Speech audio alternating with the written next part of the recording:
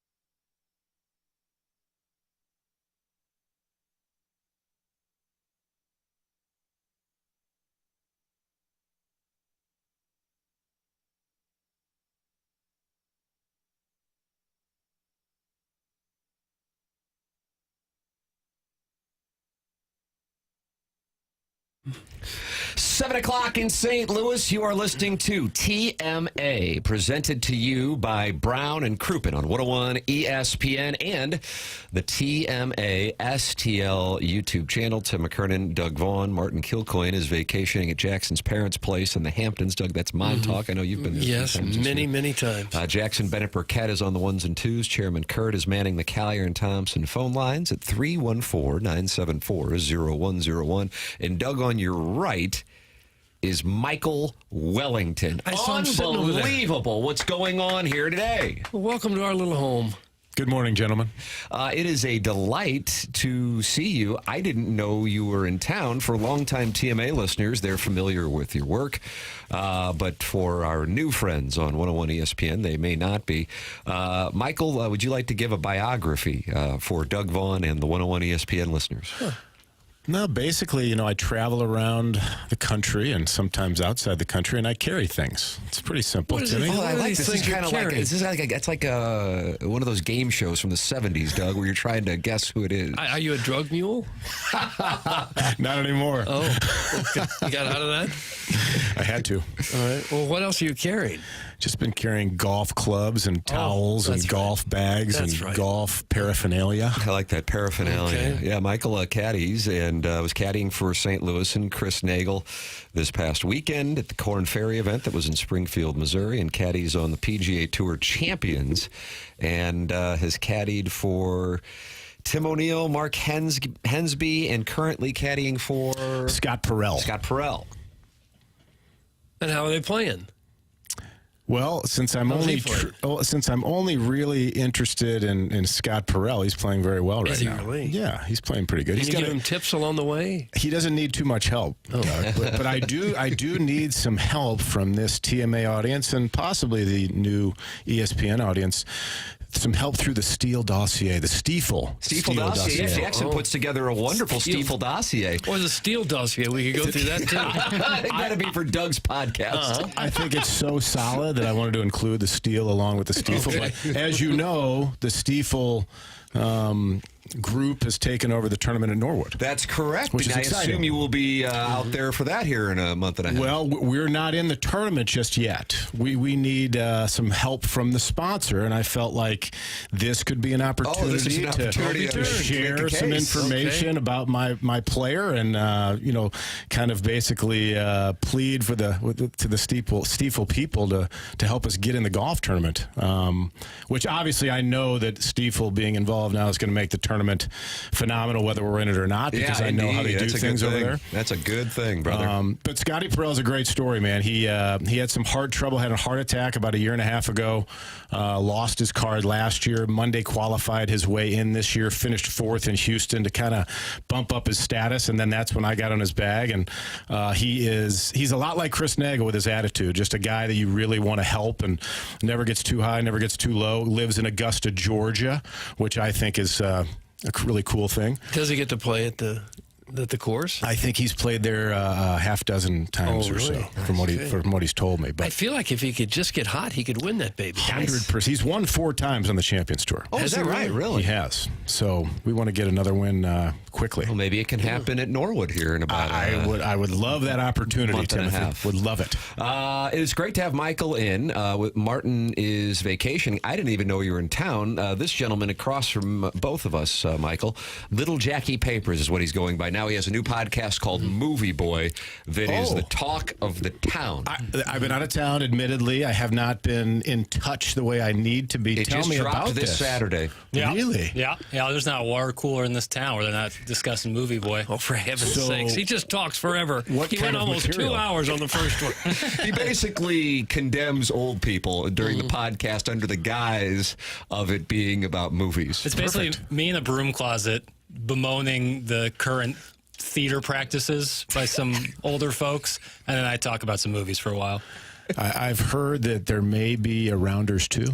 Yes, I've also Have you heard this? that. Obviously, with your background now in this new podcast. I believe Happy Gilmore 2 comes out this week. Oh, yeah. My on 7-year-old Netflix. is very excited about it. I think the host of Movie Boy over here is not excited. He's shortened that market. Approaching it with some trepidation. Why? Seems like it's going to be just a lot of cameos and Of course. people hanging out. Hey, listen, I'm all for it, but Does it feel like Caddyshack 2? no, I With the don't. delightful Jackie Mason, can't who will be be that joining bad. us in the 9 o'clock hour, by the way, along with Gabe DeArmond. He will. Jackie Mason and Gabe DeArmond. Yeah, that was Caddyshack 2 was like dropping a fair catch. This is going to be different than Shot that. at Oz Akeem, Doug. Okay. That was 2000. Was that I December don't know the years. 31st? I don't know the years, Tim. No, just approaching it with some trepidation, which is fine. Of course, this is America. You can do whatever you like. Damn right. I feel like, are they not putting it out in theaters? It's just going to be It's just on Netflix. Why do they do that? What's wrong with the theater now? Must not be very good. Jackson will tell you it's the old people who talk at the screen. It's expensive to put movies into theaters, and if you're not 100% confident you're going to get people out to the theater, you put it on Netflix and you can make just as much money. And Sandler has a massive deal with Netflix, so it kind of works out for I don't trust Adam Sandler after Grown Ups 2.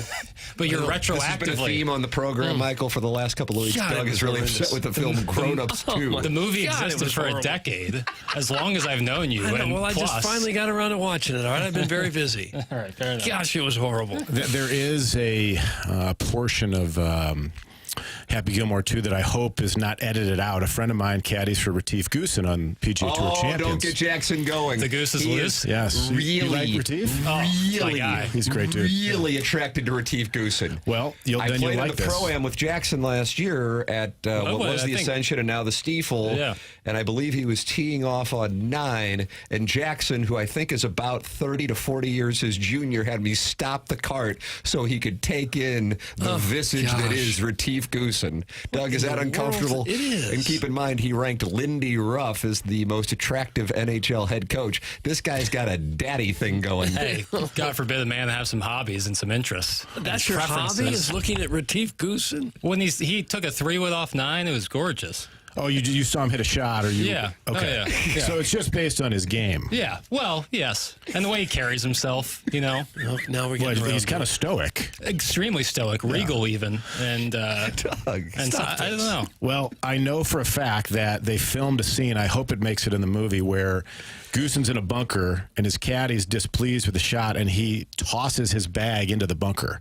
So I don't know if they'll use it, but I hope they do, because then he'll get the credits, the film credits, if you will. Movie Boy will break that down thoroughly. The Movie Boy podcast is in the TMA podcast feed. Schaefer Door is the sponsor of the podcast here on TMA, and Michael making reference to Stiefel, sponsor of the dossier. And coming up on the dossier, Jackie Mason is going to be with us. Jackie Mason, he's been dead for years, hasn't he? That's what's going to make it such a special. Jack Hartoonian? I believe so. That's his character's name, if I'm not mistaken. And in his stead, Gabe DeArmond will be with us, fresh off of his trip down south for both Missouri and the SEC Media Days, and also the big signing this past Friday. So there is your Stiefel dossier, in addition to the Design, Air, Heating, and Cooling email of the day. But with Martin out, and I'm going to be out Thursday and Friday, Little Jackie Papers was working on who to have come in.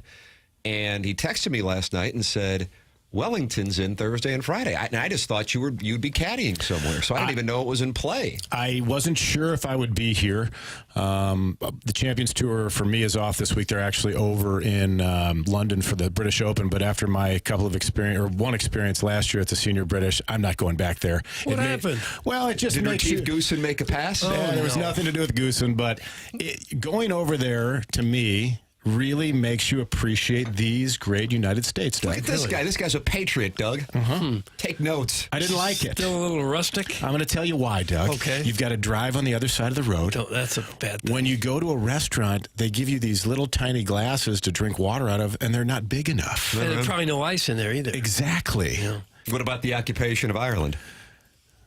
Okay. Now that I haven't been to Ireland. I've only been to Scotland. And I just felt like, I don't know, it really does make you appreciate America. And so I learned my lesson. I don't need to go back. So I told Mr. Perrell I wasn't going to make it this year. Oh, so he's playing and you're not? He actually had to do a qualifier yesterday, and unfortunately he did not get in. But you know, we had discussed, even if he got in before that, if he was exempt, I wasn't going to go. No, I learned my lesson last year. Except for I did have a wonderful experience with, you guys are familiar with the great St. Louis company, Hogan Trucking. Sure.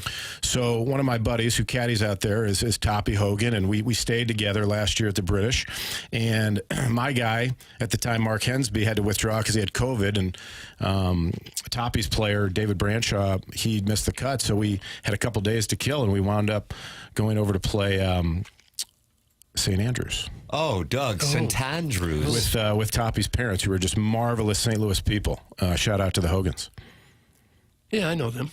They're awesome. I mean, if they weren't there, I don't know what we would have done that weekend. I would have been trapped in a little tiny Airbnb in Dundee, Scotland, Doug. What did you shoot at St. Andrews?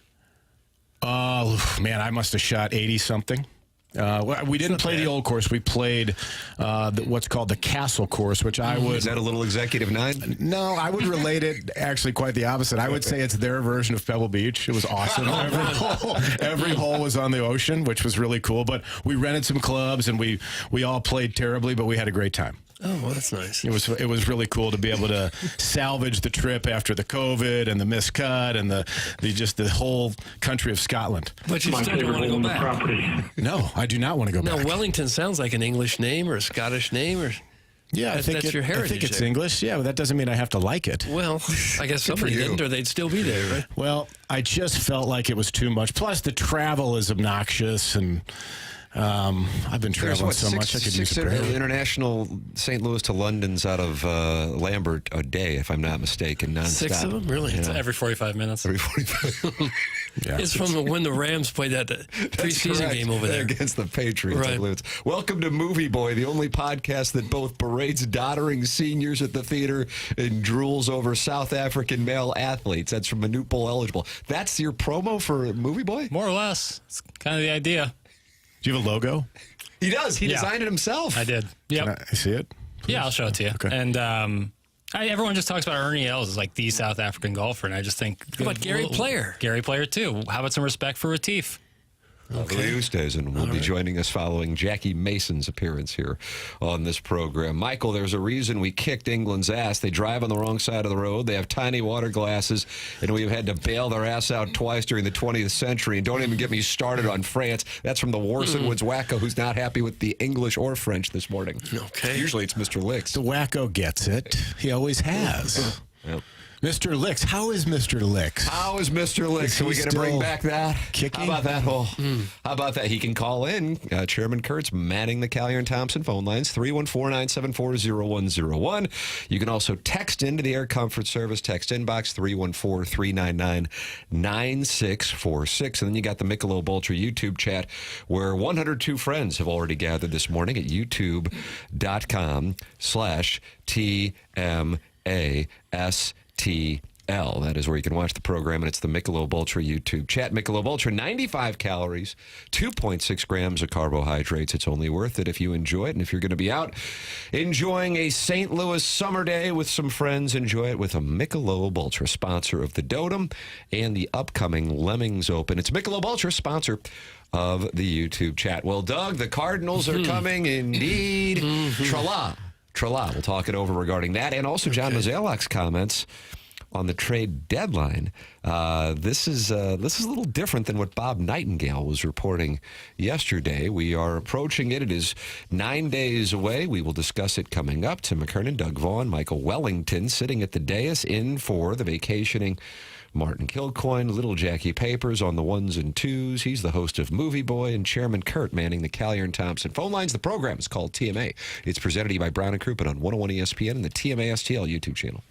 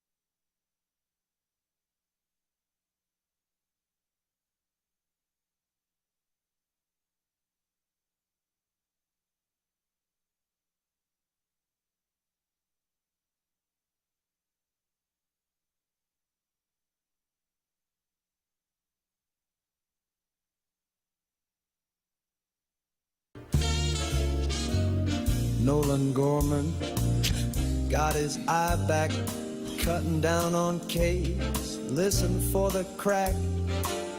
Our boy Victor got blazing speed.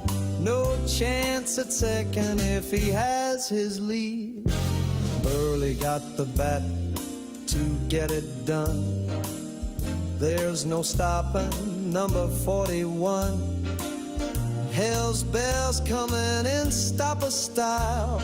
Lights turn red, B-fib go wild. Look out now, these baby birds. Be a lot of people singing this after that W last night. Boy, that felt good. You go into Denver and you beat that team, and Austin Gomber, you send a message to the rest of the league. Made me think, hello, wild card, daddy likey. Clip that off. 3.5 back now? There's no stopping this club. There's no stopping them. Well, it'll probably get stopped tonight. Bow! Is that the Eric Fedde start that's got you? I think so. Eric Fedde at Coors Field.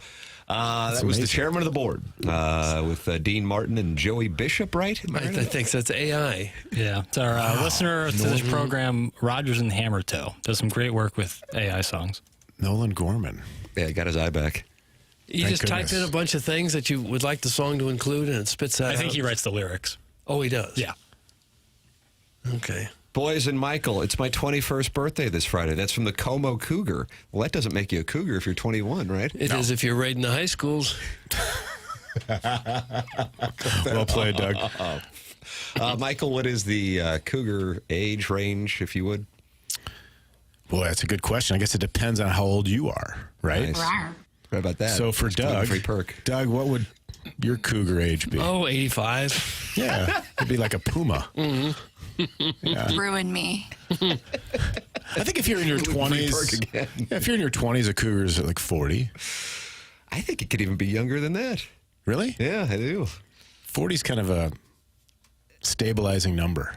Stabilizing. You like that? Yeah, like if you're in your 20s, like if you're between 24 and 30 and you meet a woman that's 40, like, ooh, total Cougar. Oh, really? Yeah. Gosh. How do you feel about your feet? Well, I just had some work done on my arthritis. That's hot. That is super hot. Jay Randolph Jr. conducting the conversation there.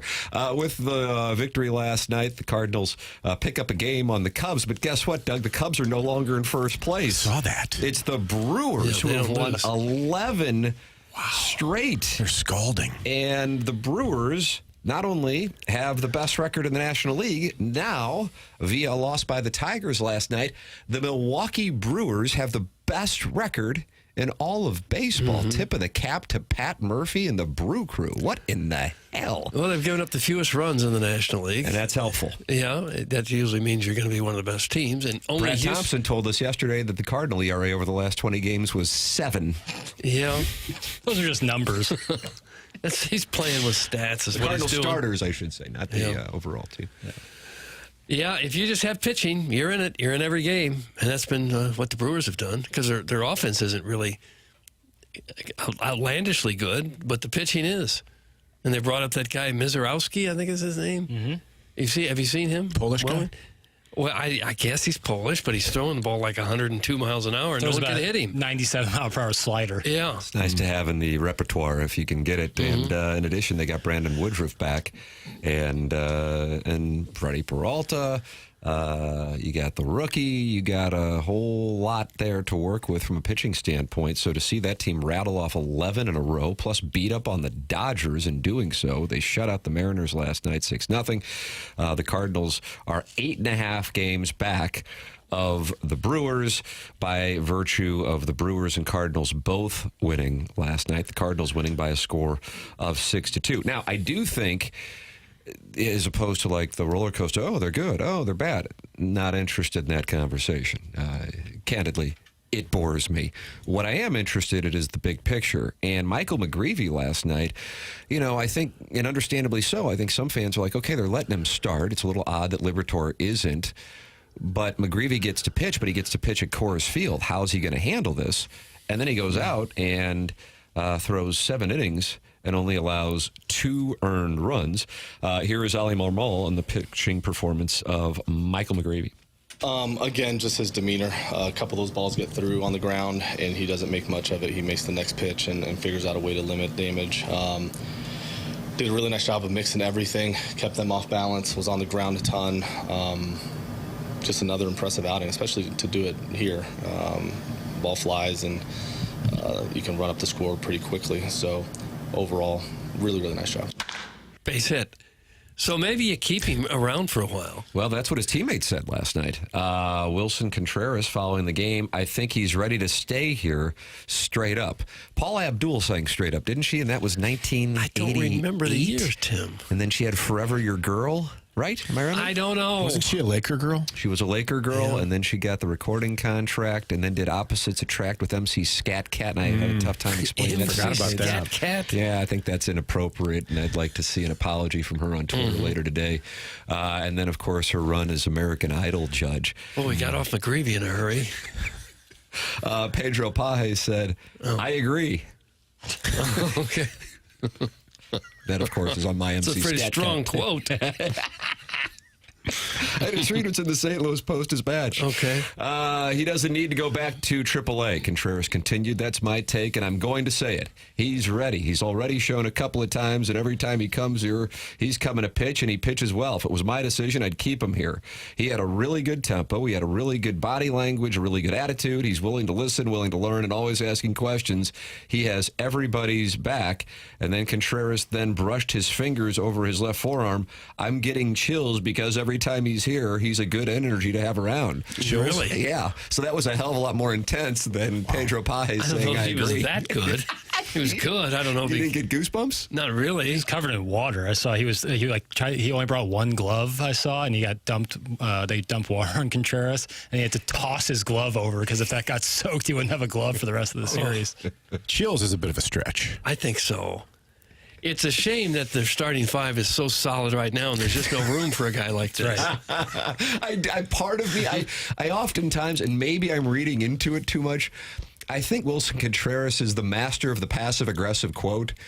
And I can't help but take that as a shot at some of the current occupants of the rotation when he is not only saying how impressed with McGreevy he is, but then he says he's getting chills from the performance. You know, there's a chance, Doug, that you could throw 5 innings against the Rockies in 2025. Well, there's really no chance of that. There really is not. But you're trying to kind of start over, reset, and you got this youngish pitcher who's a first-round pick who performs well when he comes up, and yet he only gets sporadic chances. It just makes no sense. He needs reps. We're down in Memphis? No, he needs reps at the major league level. Yes. He just needs to pitch. You need to say, all right, he's one of our 5 starters there. Yeah. That's it. Mm-hmm. If this really is a season where you want to see some of your younger players, why has the man been at Memphis on top of the fact that he has pitched well in his appearances? Hell, he pitched well in his appearances last year.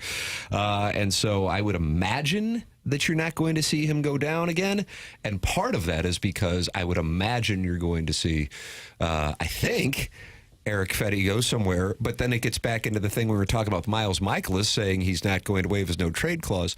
Who would want these guys? You know, like who's going to be trading for Eric Fedde unless it's just for like a, rando A-ball player and the Cardinals just unload him just to unload him.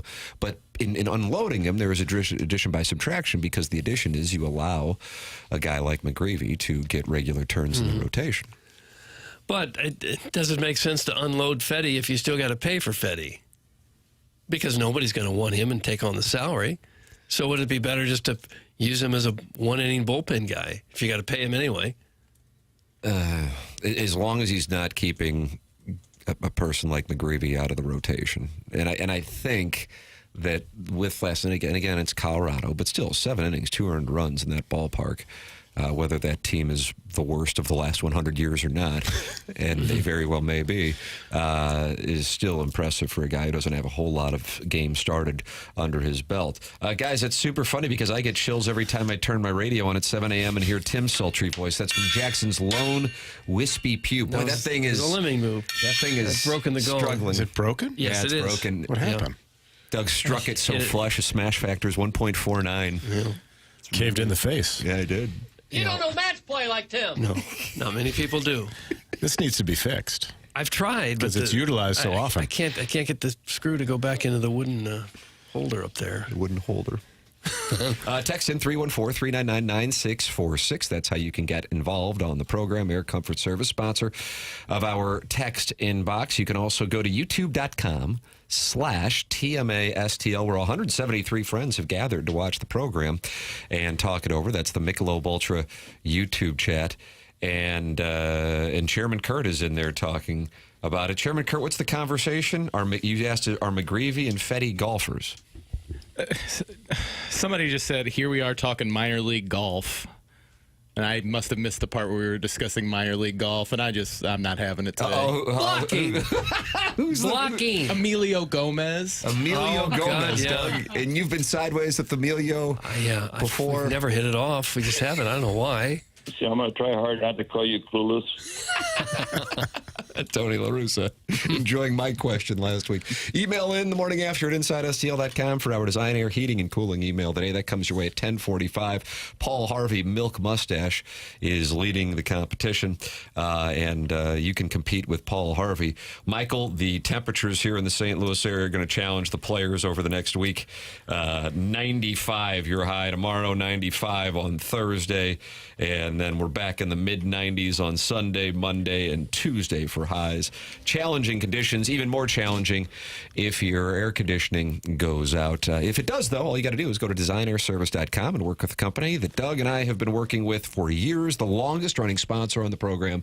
It's Design Air Heating and Cooling. Online at designairservice.com. Seth Goldcamp's fourth generation owner and operator of Design Air Heating and Cooling, and he carries on the tradition of his great-grandfather, his grandfather, and his father, and that is no upselling. You got a problem, they fix it. That's how they earn your business for the long term, not with locking you in to some cockamamie plan. It's Design Air. You like that? I don't mind it. Yeah, I thought you might like that. DesignairService.com, Design Air Heating and Cooling.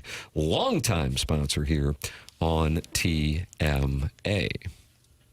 John Mozeliak was asked about the trade deadline before the game. He is in Denver with the team, and this is what he had to say with regard to the Cardinals and where they are as this trade deadline approaches. Okay. Derek Gould sets the stage by saying this is his final trade deadline, at least as the president of baseball operations for the Cardinals, and it all started just steps away from Mozeliak started his career. Doug, you know that he started by throwing batting practice to the Colorado Rockies so many years ago. When Walt Jocketty was a GM out there, That's I guess. Right. And this is what Mozeliak had to say. Clearly, the weekend was not what we wanted to see, and now we've got to understand what the future looks like, he said in the dugout at Coors Field. Where we are in the standings definitely affects our decision-making moving forward at the deadline. Playing those 3 games and losing all 3 is not helpful. Wanted to come out of the break having a positive start to it. We didn't. As we reflect on what's best for the organization, there is the longer view in terms of are the decisions that we can make that will be better situating the franchise in 2026 and beyond. And Mozeliak said, other teams have access to the standings and calls are coming to the Cardinals and picking up. I think people realized it was a tough week for us. Calls came in. First off, you've got to compete in your division, and we've got 2 teams that are really hot right now. Actually 3 when you include the Reds, he said, and that's a challenge, and we're not, and we have to turn that around. He says the Cardinals are shopping Eric Fedde, a potential free agent. They are fielding interest on Ryan Helsley, Phil Maton, and Steven Matz, and let teams know as much after the series in Arizona. All 3 relievers are set to be free agents at the end of the year, and the Cardinals expect to set a significant ask for Helsley, who they can present a qualifying offer at the end of the year for to subtract or to secure draft pick compensation or lock him in for the 2026 season. Jackson, in addition to being attracted to Retief Goosen, also really likes John King, and Mozeliak said John King could attract consideration. So, Jackson, you're going to have to come to terms with parting ways with John King. Yeah, it's tough. I've always had faith in the crown, His Majesty, you know. Like a nice lefty out of the bullpen. Do you? But if you can get a nice return for him, or any return for him, honestly. Oh! Jackson, if you're running the Cardinals. Yes. And it's up to you what to do at the trade deadline right now, what are you going to do? first things first is trade Ryan Helsley. Okay. Not because he's not a great pitcher, but if you're not going to sign him in the offseason, what's the point of keeping him around? I guess I've heard something about if you keep him after the season, you might get more return for him in the offseason. I don't know. I don't think how. In what way? I don't even know how that would work. Well, it'd be the draft pick. Right, okay. Yeah, draft pick. I'd still rather get him. It'd be wonderful if a team sent the Cardinal players for free agent. Yeah, I don't know how baseball would as I was saying that, I was like, what am I talking about? But, yeah, Helsley would be first, and then try to package up somebody with him. That would be what I would do, whether that's Nootbaar or one of the left-handed outfielders or Gorman, another lefty, like package up something, because I don't think you're going to get a lot piece by piece. But if you put a little package together, maybe something. But you got to do something, and Helsley is, goal 1 and 1A. I still, for the life of me, have no idea why the gentleman was on the team in 2025. Yeah. And I think, as we've talked about, when we asked him that question at spring training, he said, yeah, I'm surprised I'm here also. Now, this is the part in the article that's in the St. Louis Post-Dispatch written by Derek Gould this morning that I think is the most intriguing, because the Cardinals considering trading Helsley, Maton, Matz, Jackson's guy, John King. None of that is particularly surprising. Fedde, of course. But this part is where you get into an intriguing conversation. And we talked a little bit about it last week. The Post-Dispatch asked if offers from other teams might shove the Cardinals into sell mode ahead of the July 31st trade deadline, more than the standings or regardless of the standings. And John Mozeliak said if there's something that seems too good to be true, yeah. If there was something that made so much sense, obviously we would pursue it. And what we've seen from some teams in the last few years, I feel like, is in order to make sure they get the player, they'll be willing to overpay around this time ahead of the trade deadline, as opposed to try to drive the price down on that afternoon of the 31st. So that's something to keep an eye on. And that's why, if you are an advocate for the Cardinals selling, as counterintuitive as it may feel for a fan to want the team to lose, I think a number of Cardinal fans thought that this was actually a good thing this past weekend, that they lost all three, because it kind of forces them into sell mode. Although I kind of think that's probably where they were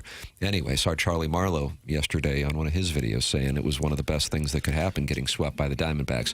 This is the part, though, that intrigues me. According to sources not with the Cardinals, there are teams wondering if the Cardinals would entertain trading younger players at positions where other starters have emerged. Two examples would be Jordan Walker or Nolan Gorman. Following policy as old as his tenure, Mozeliak does not discuss specific trade talks. But I think that is the conversation that is awfully intriguing, and we talked a little bit about it here recently.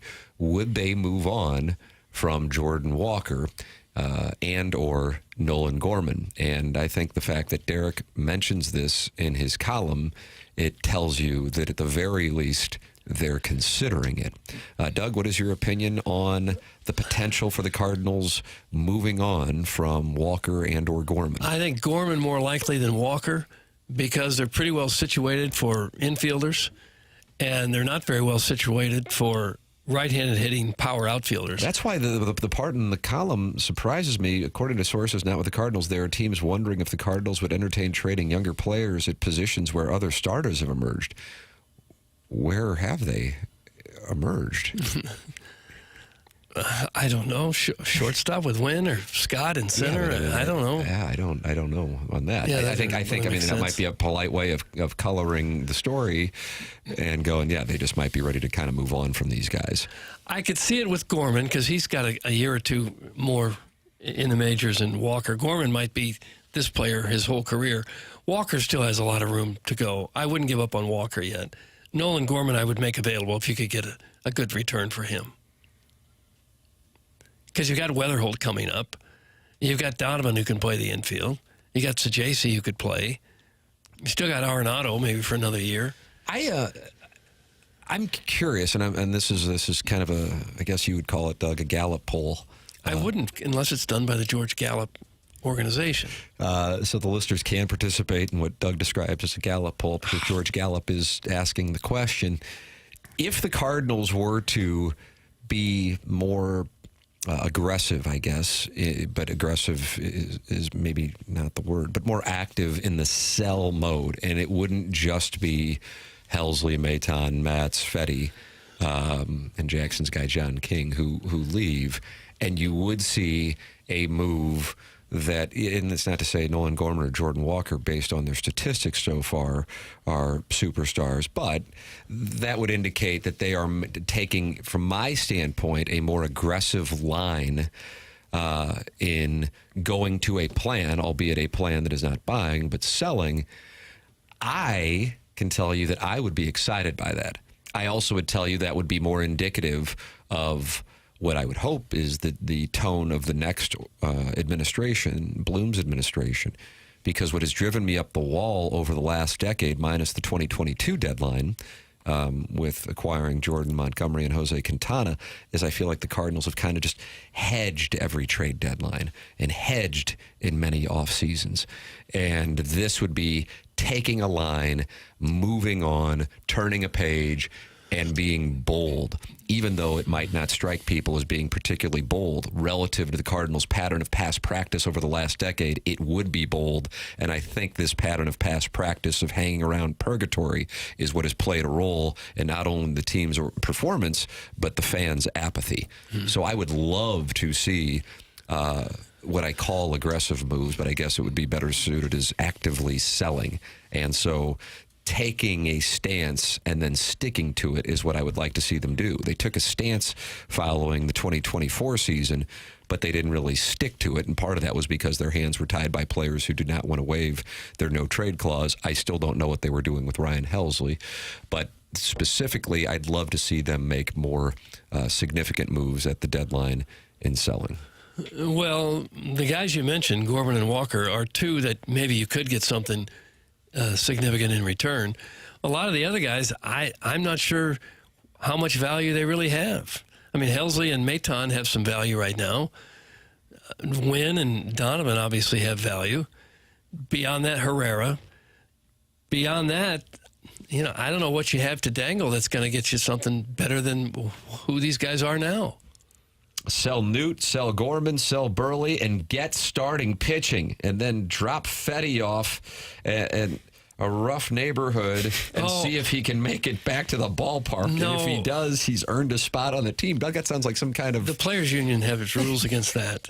It has to be a nice neighborhood. You could drop him off in Town and Country, I guess, in the outer Ladue area, but you cannot drop him off in Kenlock. You can't do it. Doug Patrick at Immaculata, and that's a tough neighborhood, says, yeah, Tim is bold. Okay. Yeah, ring it. Boy, that gong, that might be the end, Martin. I need a new one. Martin, Michael, Bill? Yeah, local broadcast hero, Tim McKernan.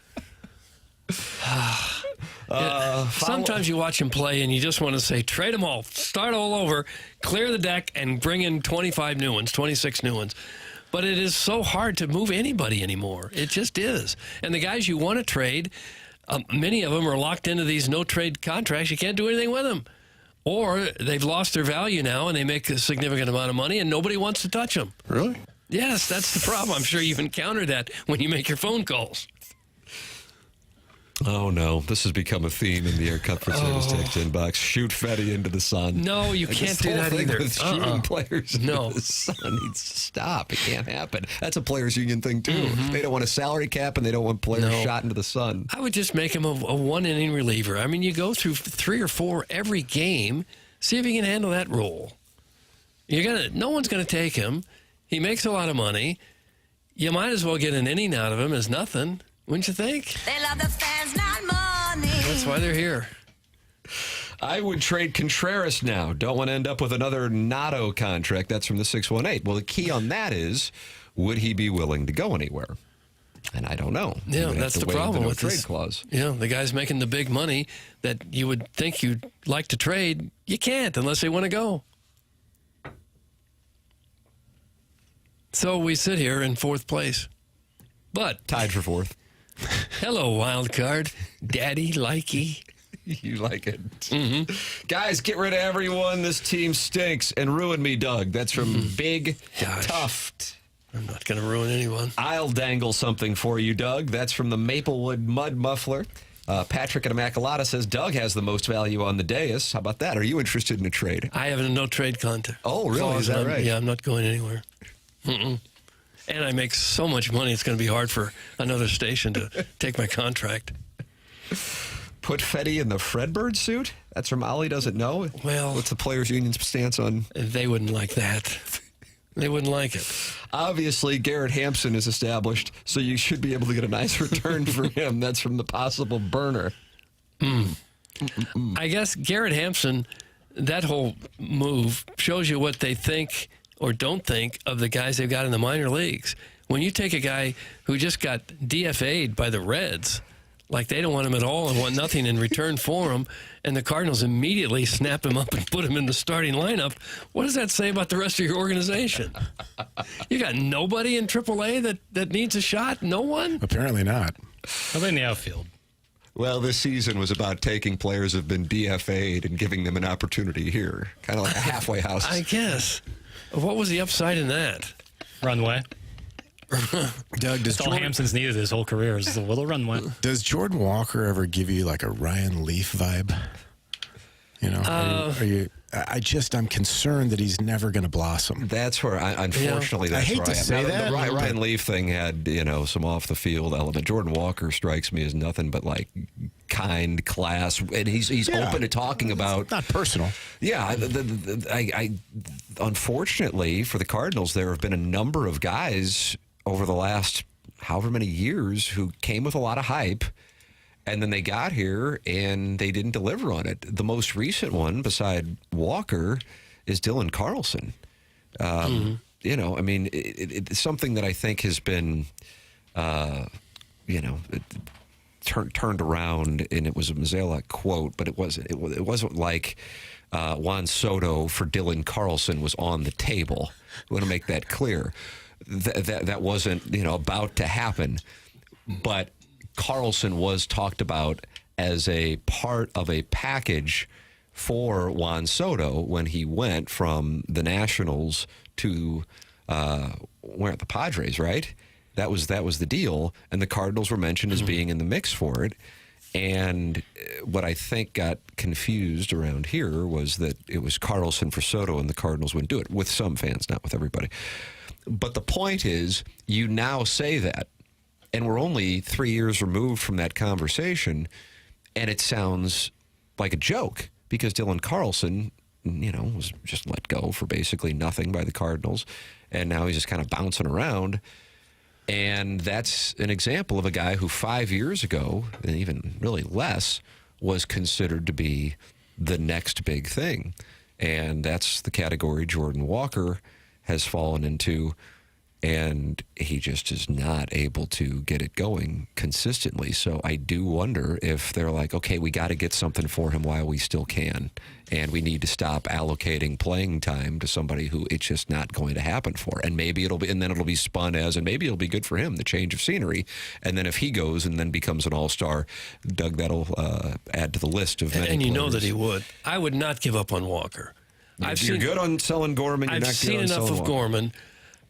Walker's still only 23. In his age 21 season, his rookie year, he had 16 homers. He batted .276. He stole 7 bases. And that was in only 117 games. That was when he was 21. So it's there. Fair numbers. If you've got the kind of physical tools that he has, that's hard to find. I would not give up on him yet. I would not. Would it stun you if 2 or 3 years down the road, Jordan Walker's hitting 35 home runs? It wouldn't me. Yeah, it would. I mean, it would for me. 35 seems a little high. It would for me. But it's he disappointing. will if he goes somewhere else. He's going to. It seems like that's the recipe, right? Yeah. You get away and all of a sudden you blossom. Mm-hmm. Carlson, Nootbaar, Walker, Gorman. What is wrong with the player development here? That is from the 314. Walker is Dylan Carlson all over again. That's from the 618. And Doug, I'll show you a real physical tool. That's from Doug's Soggy Waffles. And these guys just continue to be really flirtatious. Physical tool. Can we trade half the texters and Hoosier callers to have Welly on full time? His voice, stop teasing me, Daddy. That's from the Crestwood Coyote, who really enjoys your voice, Michael. Well, thank you, Coyote. You got the Obie Clark's hat on, I see. And Matthew Kachuk was at Obie Clark's yesterday with the Chalice. Is that right? Yeah. That's always a children's hospital. Also. He was taking it to the Brentwood Fire Department. Brentwood, he was all over the place with the Chalice back-to-back years. Michael Wellington is here. Martin Kilcoyne is vacationing. Tim McKernan, Doug Vaughn, Jackson Burkett, Chairman Kurt on the Collier and Thompson phone lines. You're welcome to get involved on the program. Coming up on the Stiefel Dossier, Gabe DeArmond will be joining us at 9 o'clock. And we have the Design, Air, Heating, and Cooling email today at 10:45. Email in the morning after at InsideSTL.com. This program is called TMA, and it's presented to you by Brown and Crouppen on 101 ESPN.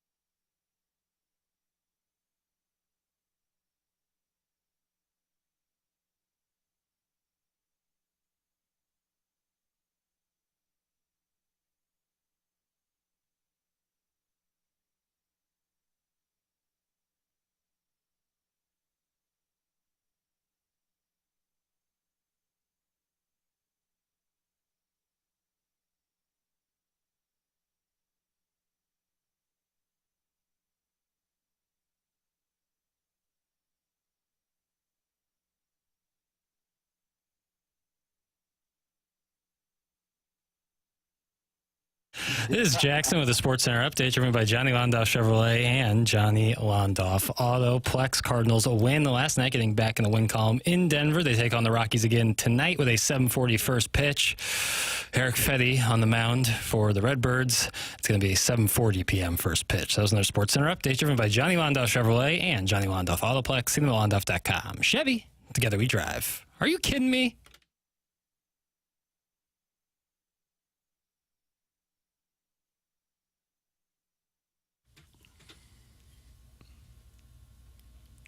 Doug, is this I'm So Excited? I think so. This? Yeah. I'm So Excited? Mm-hmm. My Pointer Sisters. And what's our music theme today? Well, no real theme. I'm just really excited to have Wellington in studio. Oh, my gosh. Fun fact about the So he's Pointer playing Sisters. songs about it. First cousins of Paul Silas, former St. Louis Hawk. Oh, really? Yeah. Beverly Like Hills that. Cop? Coach. Wasn't this on Beverly Hills Cop? I think they did some Beverly Hills Cop. Pointer Sisters were for sure in National Lampoon's Vacation. Which song? I think it was just a June Pointer song, if I'm not mistaken. June Pointer song. I don't know. Big in the 80s. This is a good song. Yeah, isn't it? You They play will this after join a us at Cardinal 9 win. o'clock hour along with Gabe DeArmond and Jackie Mason. That is the 9 o'clock hour on the Stiefel dossier, Doug. So we've got a star-studded 9 o'clock hour here coming up on the program. Jackie Mason would have to be 100 years old by now. And I think June Pointer died like 20 years ago. Oh, no. Well, it's going to be a seance. Via the Collier and Thompson phone lines. The number that they'll be calling in is 314-974-0101. You can call that number in, too. Chairman Kurt will put you on. I know he's got Pestis on there right now. It doesn't mean we're going to him, but I just there. You can text in 314-399-9646, Air Comfort Service sponsor of our text inbox. And then the Michelob Ultra YouTube chat is active as the day is long. Michael Wellington is in. Martin Kilcoyne is vacationing this week. And Michael, it sounds like you're going to be in this week. That's outstanding. God bless. Looking forward to it. Yeah. Yes, this is just the first day of 4 in a row. Yeah, really? Yes. 4 bills. Oh, great. Be right alongside you, Doug. So a wonderful treat as Michael Wellington is joining us here on the program. Matthew Tkachuk had the chalice, Doug, in St. Louis yesterday, and he had it back-to-back years to travel around the area. He started at St. Louis Children's Hospital, and then he made his way to O.B. Clark's, and there is a picture of him and some of the guys he played hockey with hanging out at O.B. Clark's and drinking from the chalice. He said that they also took it by the Brentwood Police Department, the Brentwood Fire Department, and, of course, O.B. Clark's to hang out with the chalice. Pretty cool that he still brings it back here. He doesn't live here anymore. Yeah. He lives in South Florida. I'm sure it's tempting to go around to the people he knows down there now and share it with them. But the fact that he comes back to his hometown and does it is great. Between he and Pat Maroon and the Blues winning the Cup themselves, it's been around here a lot in the last 5 or 6 years. Yeah. Did he bring it to the Brentwood Forest Pool? Wow. Is that a scene? Oh, yeah. Oh, is it really? Has been for decades, Doug. No Where you fool. been? Doug, why don't we go by the Brentwood Forest Pool and see if we can figure out what the word is? Show ourselves off a little bit? If you have the chalice, I mean, you'll clean up. Would you really? I would imagine so. Just walk around the pool with the Stanley Cup. Yeah, and just see what's doing. And set it down, and then the ladies would walk right up to you. And say, I would walk around with the Stanley Cup and then Han wheeling along some kind of device that he can make shots. It's a no-brainer. That's what I would do. Huh. Jackson asks this question in his Stiefel dossier. Jackie Papers, what's your question, Doug? This is on the Stiefel dossier. Okay. Let's say you won the Stanley Cup. What restaurant and what other St. Louis landmark are you bringing that cup to? Doug, Great question. Where would you bring that thing? Gosh, I don't know. I don't know where I'd take it. That's why Jackson asked you the question. I don't know. Doing a radio show here, brother. Where would I take the Stanley Cup? Movie boys get a little frustrated. I guess I'd go around my neighborhood and show it off to the neighbors, and then maybe go to Kirkwood High. You gotta go to a venue, a restaurant. I do. Yeah. I guess I'd What, go you to go to the football field at Kirkwood High. That'd be nice. I guess Come I'd on, go you're better than that. to your apartment complex and take it to the pool there. There you go. And then Han right there wheeling around beverages. You got to have a restaurant you go to where you're a regular, or they like you. I don't. I go to Billy G's. He does. He gets the pork twice chop. a month. He gets the pork chop. I don't get the pork chop. I got the pork steak a few times. That's but now I'm huge. into that veggie bowl with some grilled chicken. That pork steak's the size of a catcher's It mitt. really is. I may be there. That's I guess a good if call. you're telling me I There you have to go. go to a restaurant, I guess that's where I'd go. Didn't think that this Getting question animated. would be so. Well, I offered it to the neighbors and the old high school, and you didn't like it. Where would you go? Kirkwood Emos, Kirkwood Emos. Annie Guns, Oh, nice plays. Really nice plays to start for Michael. and maybe take it out to Bogey Hills. I think all the people out there would love it. Oh, really? Oh, the way those greens roll, you have to reward them with the chalice. Well, it was more because of the bar area, but yeah, the greens are great. The Kirkwood Emos right there on Kirkwood Road and There's downtown. only one Kirkwood Emos, Doug. You've been there, I'm sure. Yeah, that's where the guy worked that kidnapped the kids. Right, yeah, that did Okay, happen. that's where you take it. It's the best emos in town. Is that right? Yeah, especially if you order a well done. Huh. Well done, is that right? Sausages and pepperoni well done, yes. Really? What's going on there? I That's didn't know my that. standard. Really crispy? Emos. Of course. Wow, I'm going to have to look into that. Hey, Okay. Papers, where would you take it? Yeah. It's probably to like a Grizzlies game. Oh, that'd be great. I would, in terms of a landmark, Forest Park Golf Course, specifically number 3 on Dogwood, my favorite hole in the town. Tee box or green? Tee box. I like the look. Who's from the going to tee see it there? The patrons. But just a few at a time. Picture the gallery. Yeah, a gallery would form. Yeah, and so I'd probably take it there. Restaurant-wise, Sportsman's P, probably. Sportsman's Pin. That would be I'm sure very I bet accepted. it's been there.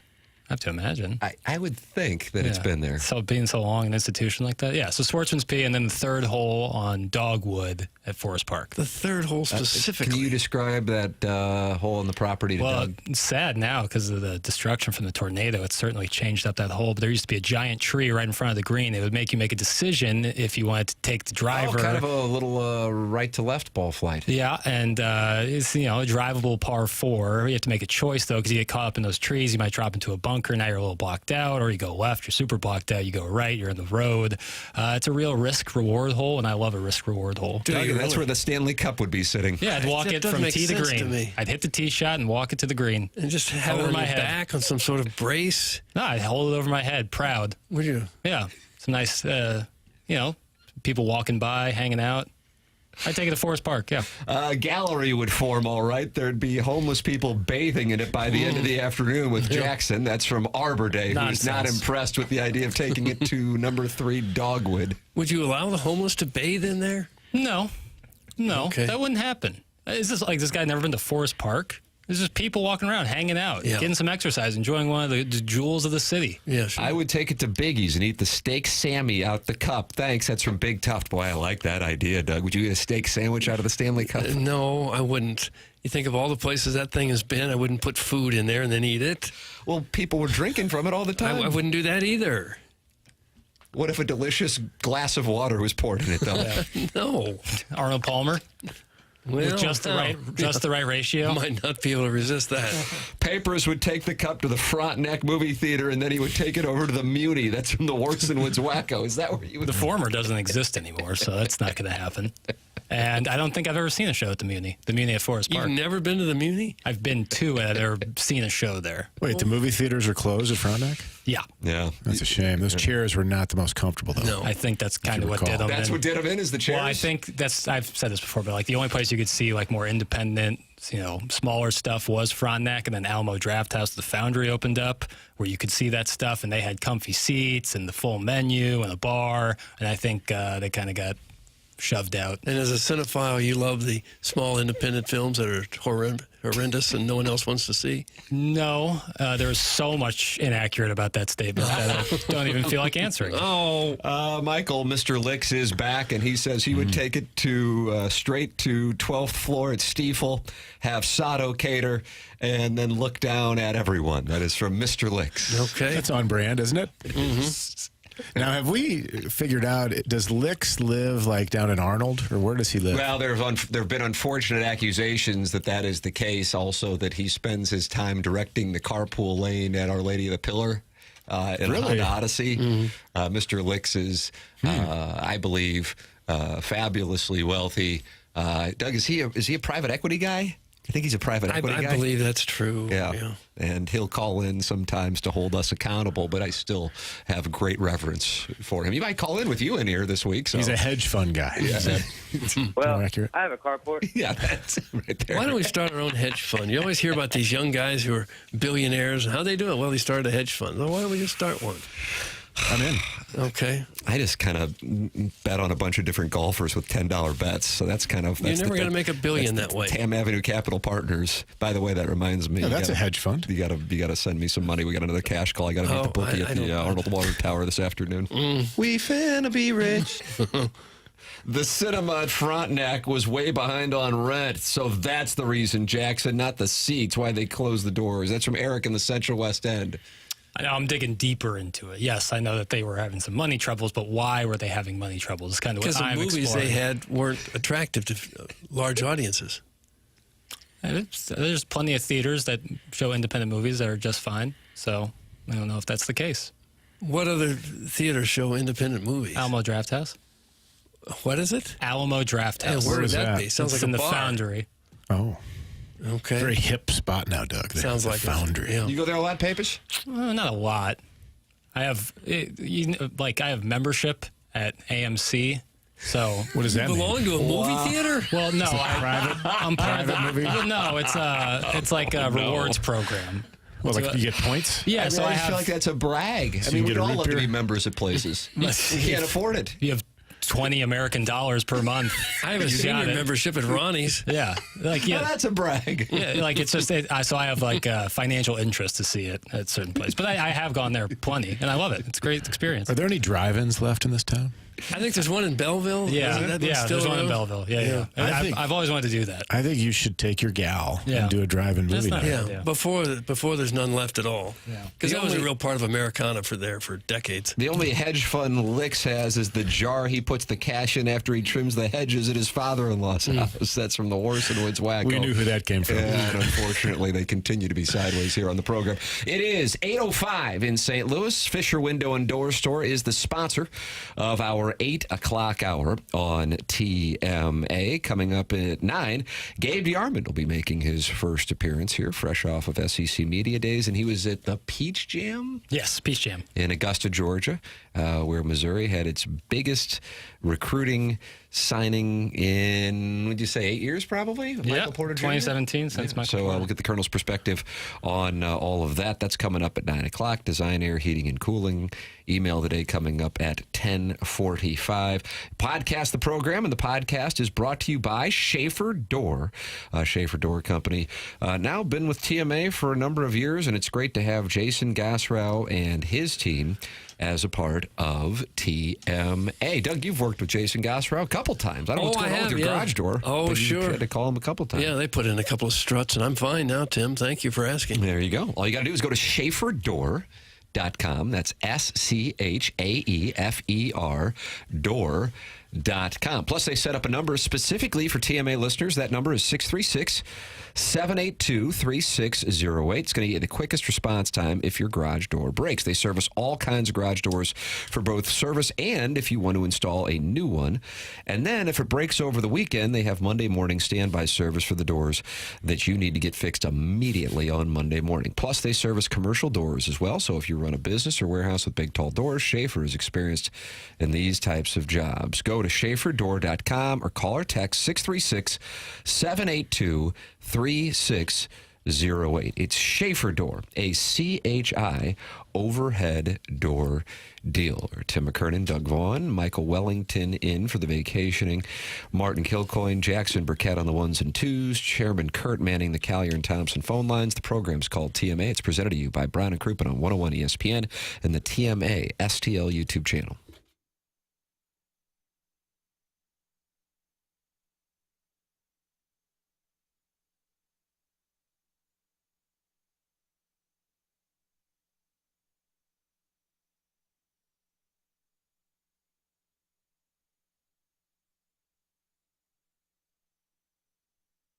Aesthetic Design and Build has been building high-quality custom decks and outdoor living spaces now for over 30 years. Dan and his team have a showroom in Chesterfield Valley, and they walked me through all the different types of custom work they're capable of doing, from a full-on custom deck, adding on a pergola, or even looking to shade your covered patio with retractable screens. They really do have answers for it all. They are a custom design company that can think outside the box and offer unique solutions and designs for your outdoor living projects.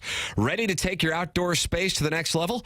Dan and his team at Aesthetic Design and Build have you covered. Call them at 636-532-5008, or you can visit them online at aestheticdesignandbuild.com and let them know I sent you their way. You can check out that showroom and let their expert team walk you through all the different outdoor solutions that they offer, from pergolas and retractable screens all the way to their patented underdecking system.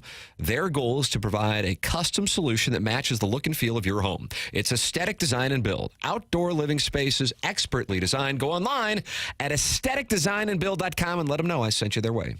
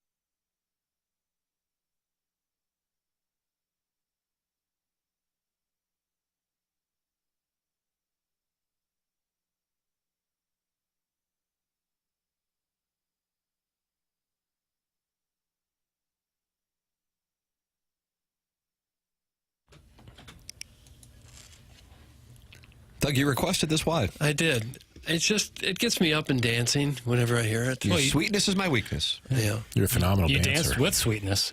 I did indeed, at the Collinsville Holiday Inn. And you've Walter always Payton. danced with Hall of Fame running backs? I try to get around to most of them. Whoa. Back up. Collinsville. Yeah, that's where Doug meets Hall of Fame running backs at hotels. You want to explain this? This was like when Walter Payton was with the group trying to bring a expansion franchise to St. Louis. And he was in Collinsville to give a speech to some high-dollar guys, I guess. I don't know who he was giving a speech to. So we went over there to interview him before we went on. And when we got there, he hadn't gone up and talked yet. So I said, you mind if I interview you real quick for a few minutes out here in the lobby? And with that, he took the mic and set it down, and there was music playing in the lobby, and we began to ballroom dance like the Dickens.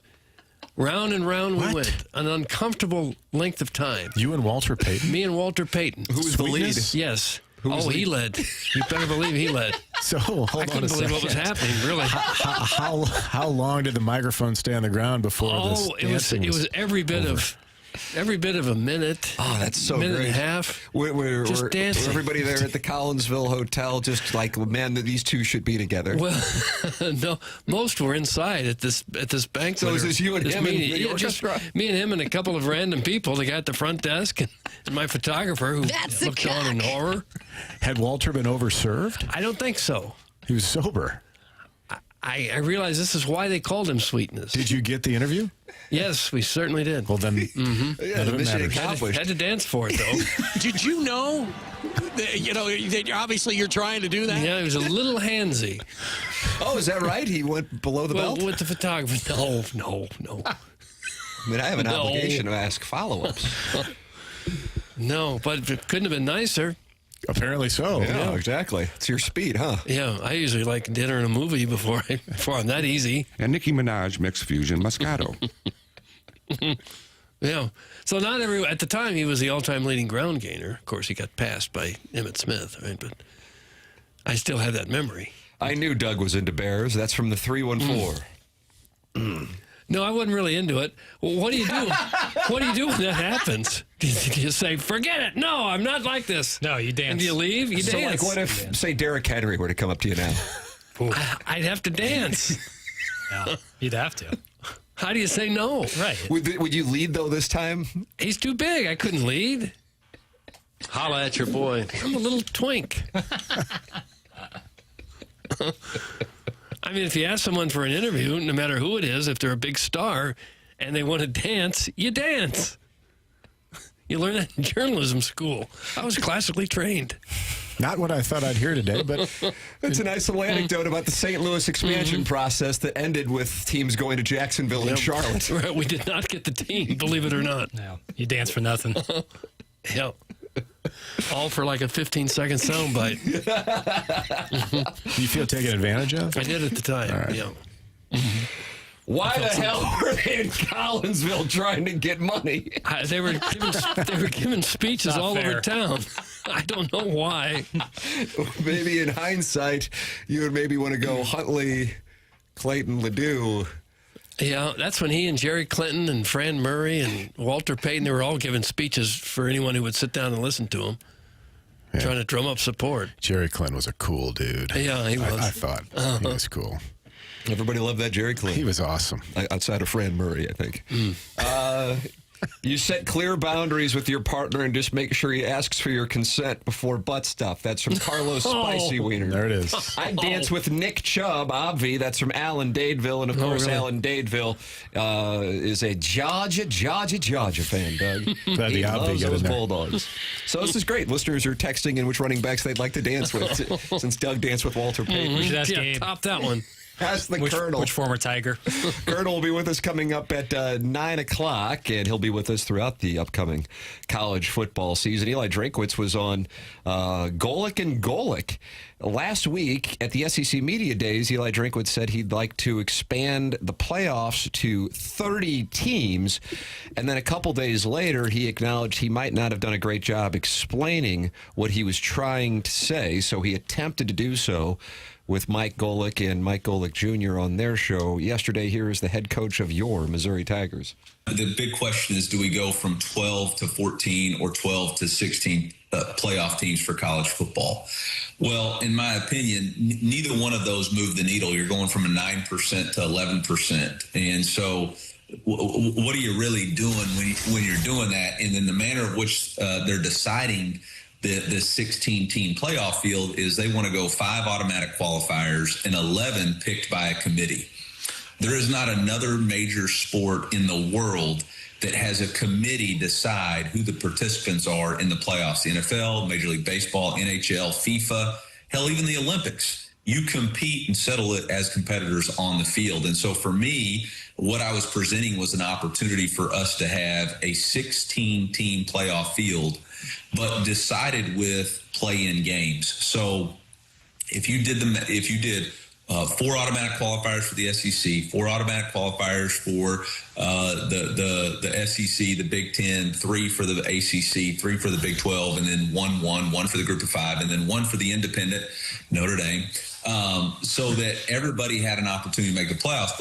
But instead of it just being the top 4 teams in the SEC or the Big Ten, have it as play-in games.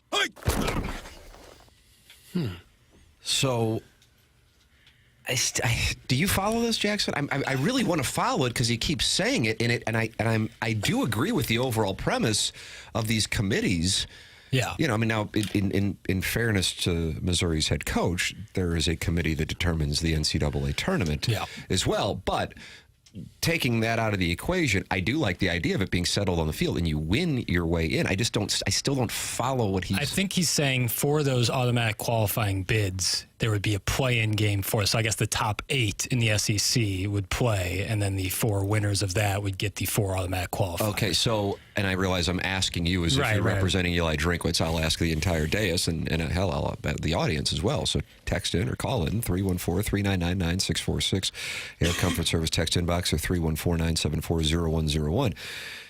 Is he saying you take the 8 top teams in the SEC and then the winner of those 4 games would then get into the playoff? Yeah. But then, so let's just play it out. Let's say you're Texas or Georgia or LSU this year, the teams that are picked to win this thing, and you go undefeated throughout the regular season.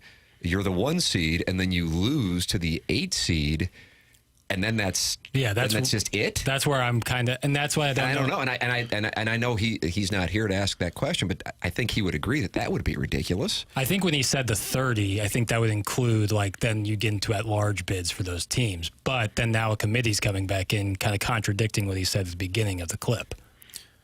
I think the 30 is where he's coming from with. He's including the play-in games as the part of the 30. Okay, the 30 and games. I think that's where he said he may not have conveyed his vision clearly. Doug, are you following where he is? It's all too complicated for me, Tim. I'm a meat and potatoes guy. You are a meat and potatoes guy. You're folksy as Jackson is. Yeah.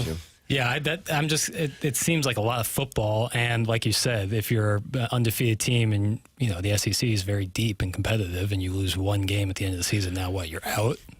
And Arkansas gets in because they got hot at the end? Right. Well, I mean, do you think that's because he believes that's the only way his team might be able to get in? Oh! I mean, fun on Tiger board. Just an idea. Yeah. Colonel's going to yell at you. Because Mizzou is frequently just kind of on the fringe of it, never really in the playoff picture, but close. Well, like Timmy said about LSU or Georgia, Texas, whoever's going to be undefeated, and then if Missouri can knock off one of those teams in that quote-unquote play-in game, that's their berth, right?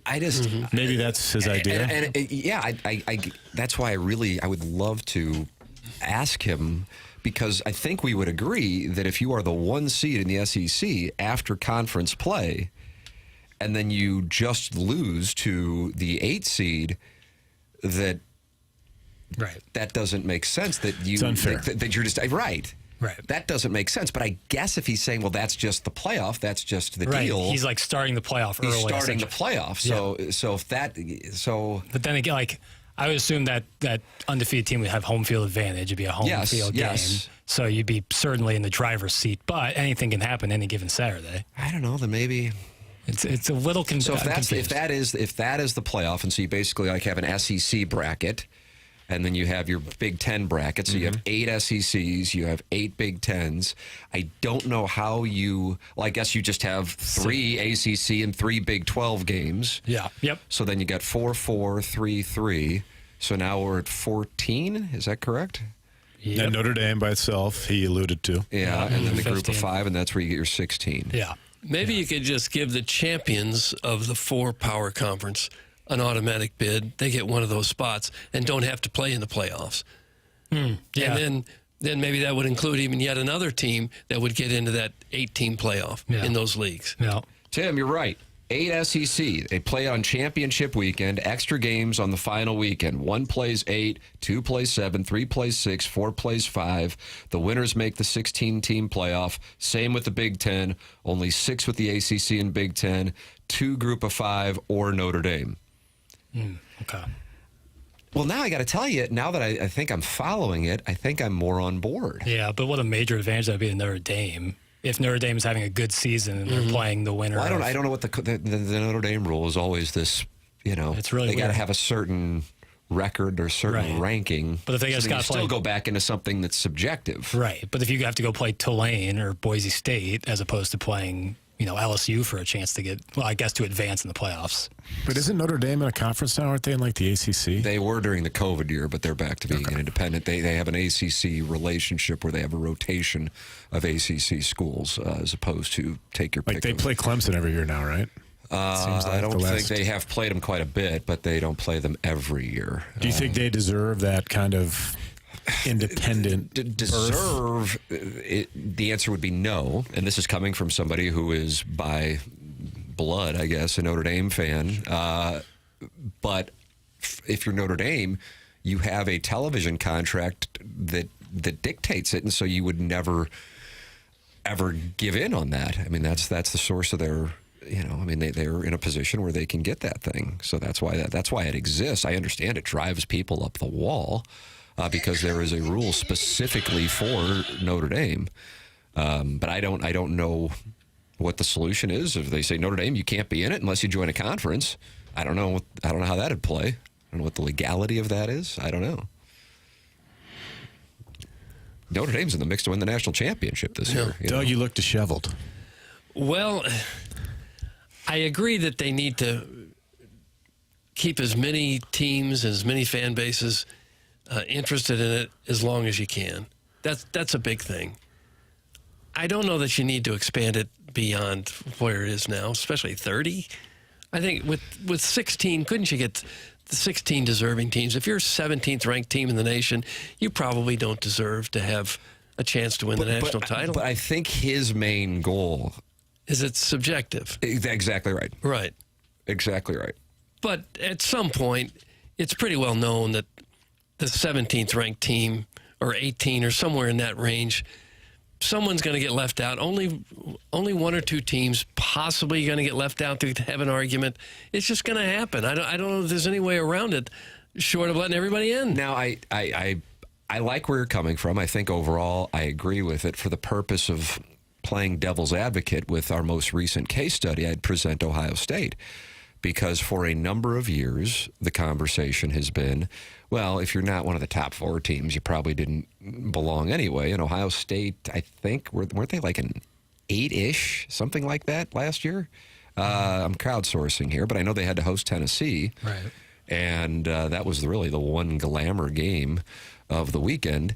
But because Notre Dame just stomped Indiana and you have Penn State, SMU, something like that. Point being, Ohio State then goes through this gauntlet to win the national championship, and they would have never made the previous playoff, and they became the national champions. Yeah, there's 6. They were 6, okay. Yep. And they beat Tennessee 42-17.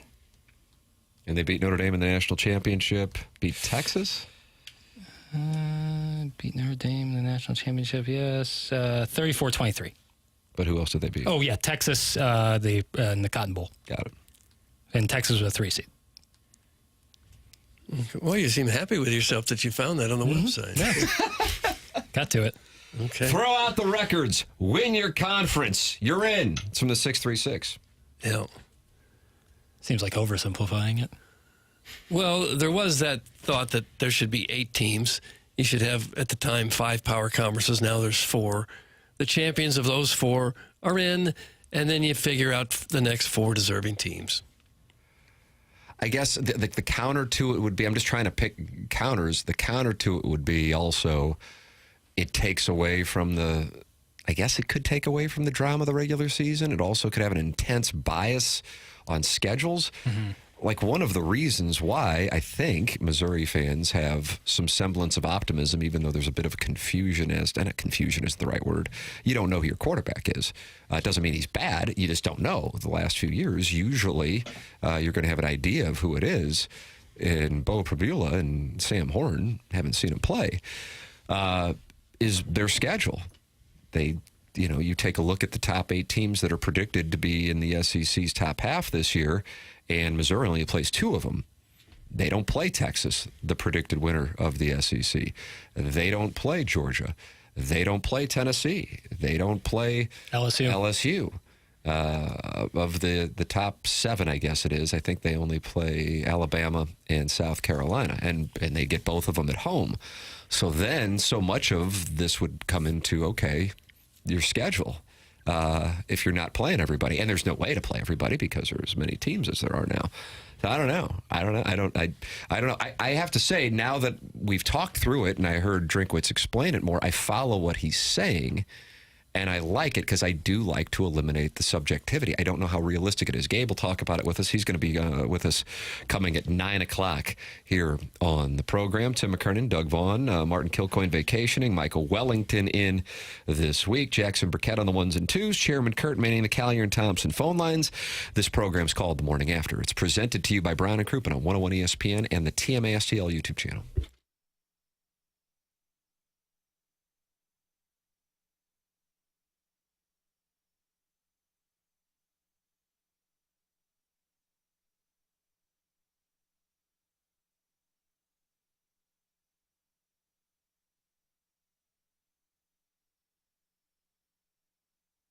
You've heard me talking about Auto Loan Pro for quite some time, and the reason is it's one place to go where you can always get that car, no matter what your situation is.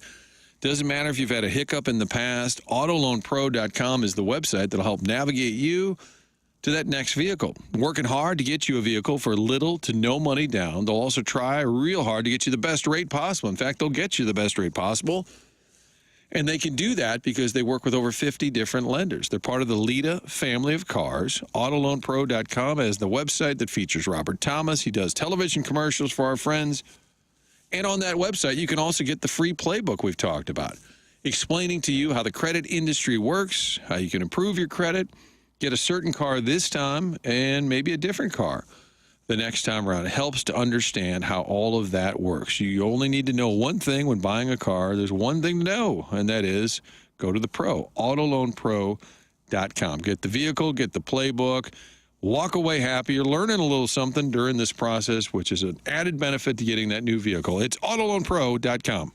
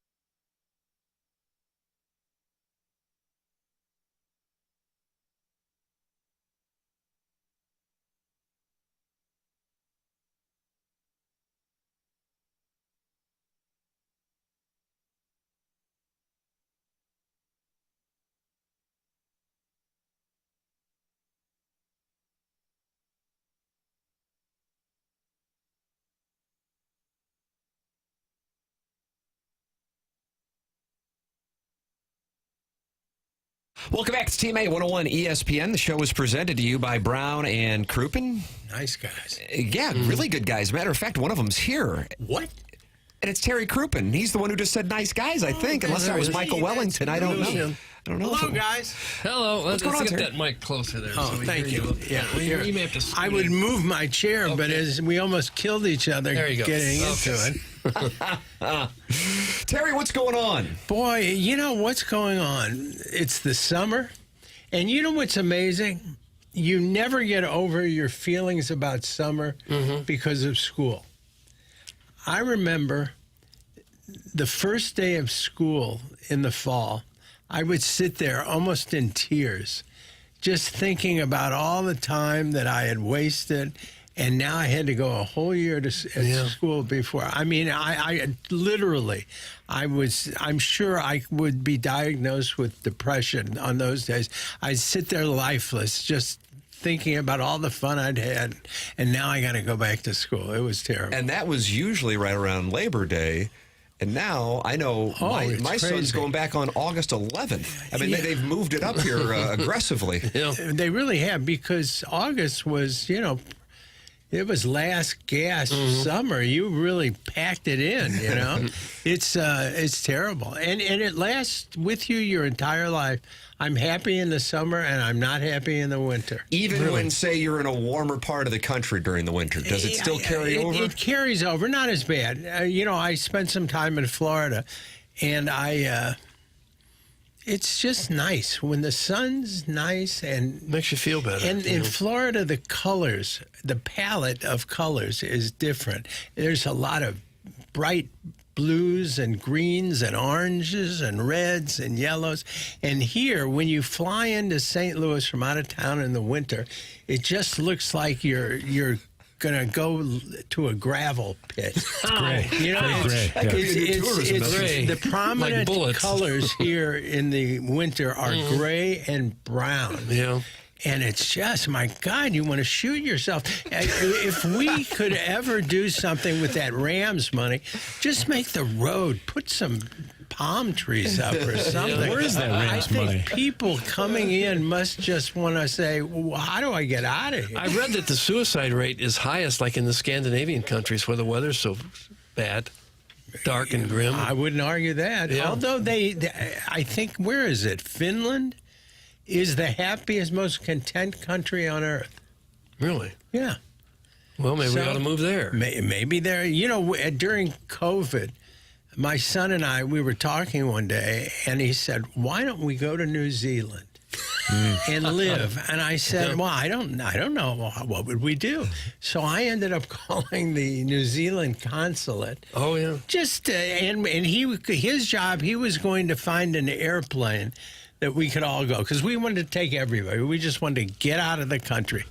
And when I called New Zealand, they said, no, sir, we don't have any interest in you coming to New Zealand. Wow. Really? Yeah, they said, we are not accepting any nationals, foreign nationals, because they really handled it well. And they hardly had any disruption of life in New Zealand, which is a magnificent place if you've never been. So you can't even move there if you wanted to. Well, even if you during had some COVID, money. you couldn't. Oh, okay. But you did I not mention COVID? You did. You did. Oh, thank God. That's okay. Wouldn't that be horrible if I left the only important fact I was talking about? But can you do it now? You could go back I now? think they probably will take you now. But my daughter lived in New Zealand for a couple of years, and it was just, she said, it's just like the United States must have been in like the 1940s. Everything's fresh. Really? Yeah, it's beautiful country. Is that right? Yeah, really nice people. What's going on? New Zealand calling. That's New Zealand. Please. Yeah, I wonder if they're going to give me anything free. I've been on the radio, at various stations for like 40 years, and nobody has offered me even a cup of coffee for free.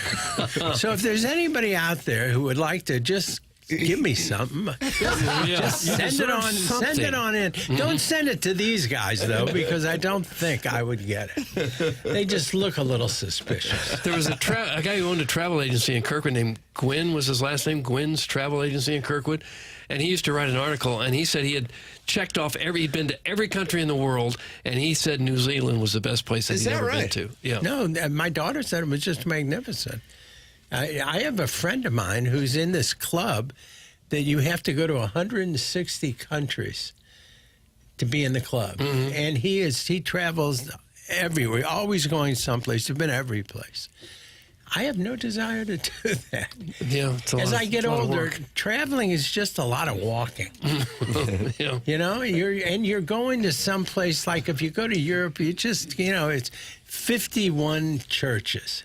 I remember being in Spain, and we were on a tour, and we were going, here's another church, and it's all day. And I'm saying, is there anything else here except churches? And then the guy says, now we're going to take you to the oldest synagogue. And I happen to be of the Jewish faith. So I said, well, that'll be different. Mm-hmm. And when we walk in, it looks the same. He said, oh, no, we converted it into a church. Like the 90 other churches on this block aren't enough. No, it's really remarkable. So I don't travel nearly as much. Did that make you appreciate America more when you went over there? Oh, yeah, I think, whatever flaws we have, it is home. Yeah. And so it's nice. I felt the same. I mentioned it earlier in the program. I was over in Scotland last year, and it made me appreciate America even more. Yeah. No, it's your home. You're familiar. The language, I speak no other languages, barely speak English. And I just, whenever you're someplace, you understand that you can't make yourself. I was in Tokyo once. Oh, my. And my wife asked me to get her some sanitary products. Oh. She's not a dirty woman, but she wanted me. So I go into a Japanese drugstore, and nobody speaks any English, and I'm on a mission of mercy and so I'm like sitting there trying to pantomime what I'm looking for. Mm-hmm. And you can, I don't want to give you any more details because you won't eat lunch. But I'm trying to show a guy what a female sanitary product, trying to get, and he didn't get it? And nothing. He just looked at me like I wasn't talking. And then some nice lady runs up to me and says, you want sanitary? And I said, yes. And she got it for me. But when you don't speak the language, I mean, it's tough. You're a deaf, dumb, mute person. You can't get along at all. It seems like nowadays there ought to be an app where you speak English into it and it spits Japanese out. There is, but it probably doesn't work as good as you'd It's out there. I don't know how well it works, but it's out there. Yeah, no. I want you to notice what I'm wearing. What do you got going on there? I've made the mistake of putting my dog in some of our commercials and on billboards. Mm-hmm. Her name is Goldie, and she has gotten such a swelled head. No, really? She made me wear this shirt down here. Yeah. No, she's, people come up to me, and she's the best little dog. But I have to wear this shirt now. Huh. Well, it's a nice shirt. Yeah, isn't that cute? Uh-huh. And Goldie's guys. It's nice. People tend to love dogs more than they love people, I think. I didn't realize it. I hadn't had a dog in a long time. And my wife said, let's get a dog during COVID. And I said, I don't know. It's such who's going to train her? And they'll get you up. And she's been the most wonderful thing for us. Huh. Well, that's She's nice. the best dog. Goldie, yeah. And why Goldie? What was the... I don't know. Okay. I always wanted to name a kid Goldie. Yeah. I like a name. There are certain names that you can't get mad at somebody who's named that. Goldie. Yeah. Like Georgia. It's hard to get mad at a person named Georgia. You can't get mad at somebody named Goldie. Mm-hmm. And that has saved many of my children over the years. Because you named them names that you couldn't if their names were Damien, I'd have killed all of them. Sure, yeah. Doug Damien Yeoman. Isn't that the worst name? Well, it's kind of rough. It could be. Yeah. No, Lucifer would be a bad one, I guess. Really, you never Adolf. Right? You can't do that. No. Yeah. You'd kill him. You did what? Terry Crouppen, Brown and Crouppen, sponsor of this program, have been now for a couple of years. Grateful for it. You're getting old. Online at brownandcrouppen.com, 314-222-2222. It's Brown and Crouppen, title sponsor of TMA. Now, you say you enjoy the summer. How do you handle the temperatures when it's like this? Do you go outside still? No. Doug and I are very pro-summer, but we're dealing with this. It's difficult to... No. To be honest with you, people are always wearing jackets in my home. Because you got it so cold? I got it so cold. Yeah. I'm always freezing in the summer. And when I'm always covering up with a blanket. I just like that. I like to be not cold, but I like to be in the cold, but covered up so I'm not cold. I'll be darned. That's my favorite resting position. But you don't like winter that much either, because that's when you go to Florida. Don't like it. The winters aren't real pretty here. No. Amen. Death and destruction snow you described. is nice. It's hard to drive in, but I just wouldn't drive. But it's just cold and dirty outside. What part of Florida do you go to? Naples. Nice. Naples. Big St. Louis contingent. But I have Naples. people that stay at my home, so don't think that I leave it unguarded. I have a full-size silverback gorilla roaming the home. Nice. So don't think it'll be a fun... Is his name Adolf?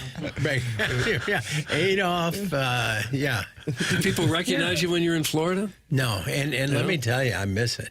Do you really? Every time I see somebody and they look in my direction, I look and I say, yeah, it's me. And they don't know me. I don't know me. Happens all the time in St. Louis, I guess. Oh, right? yeah, in St. Louis. I even have Is it a daily occurrence? If I go out, yeah.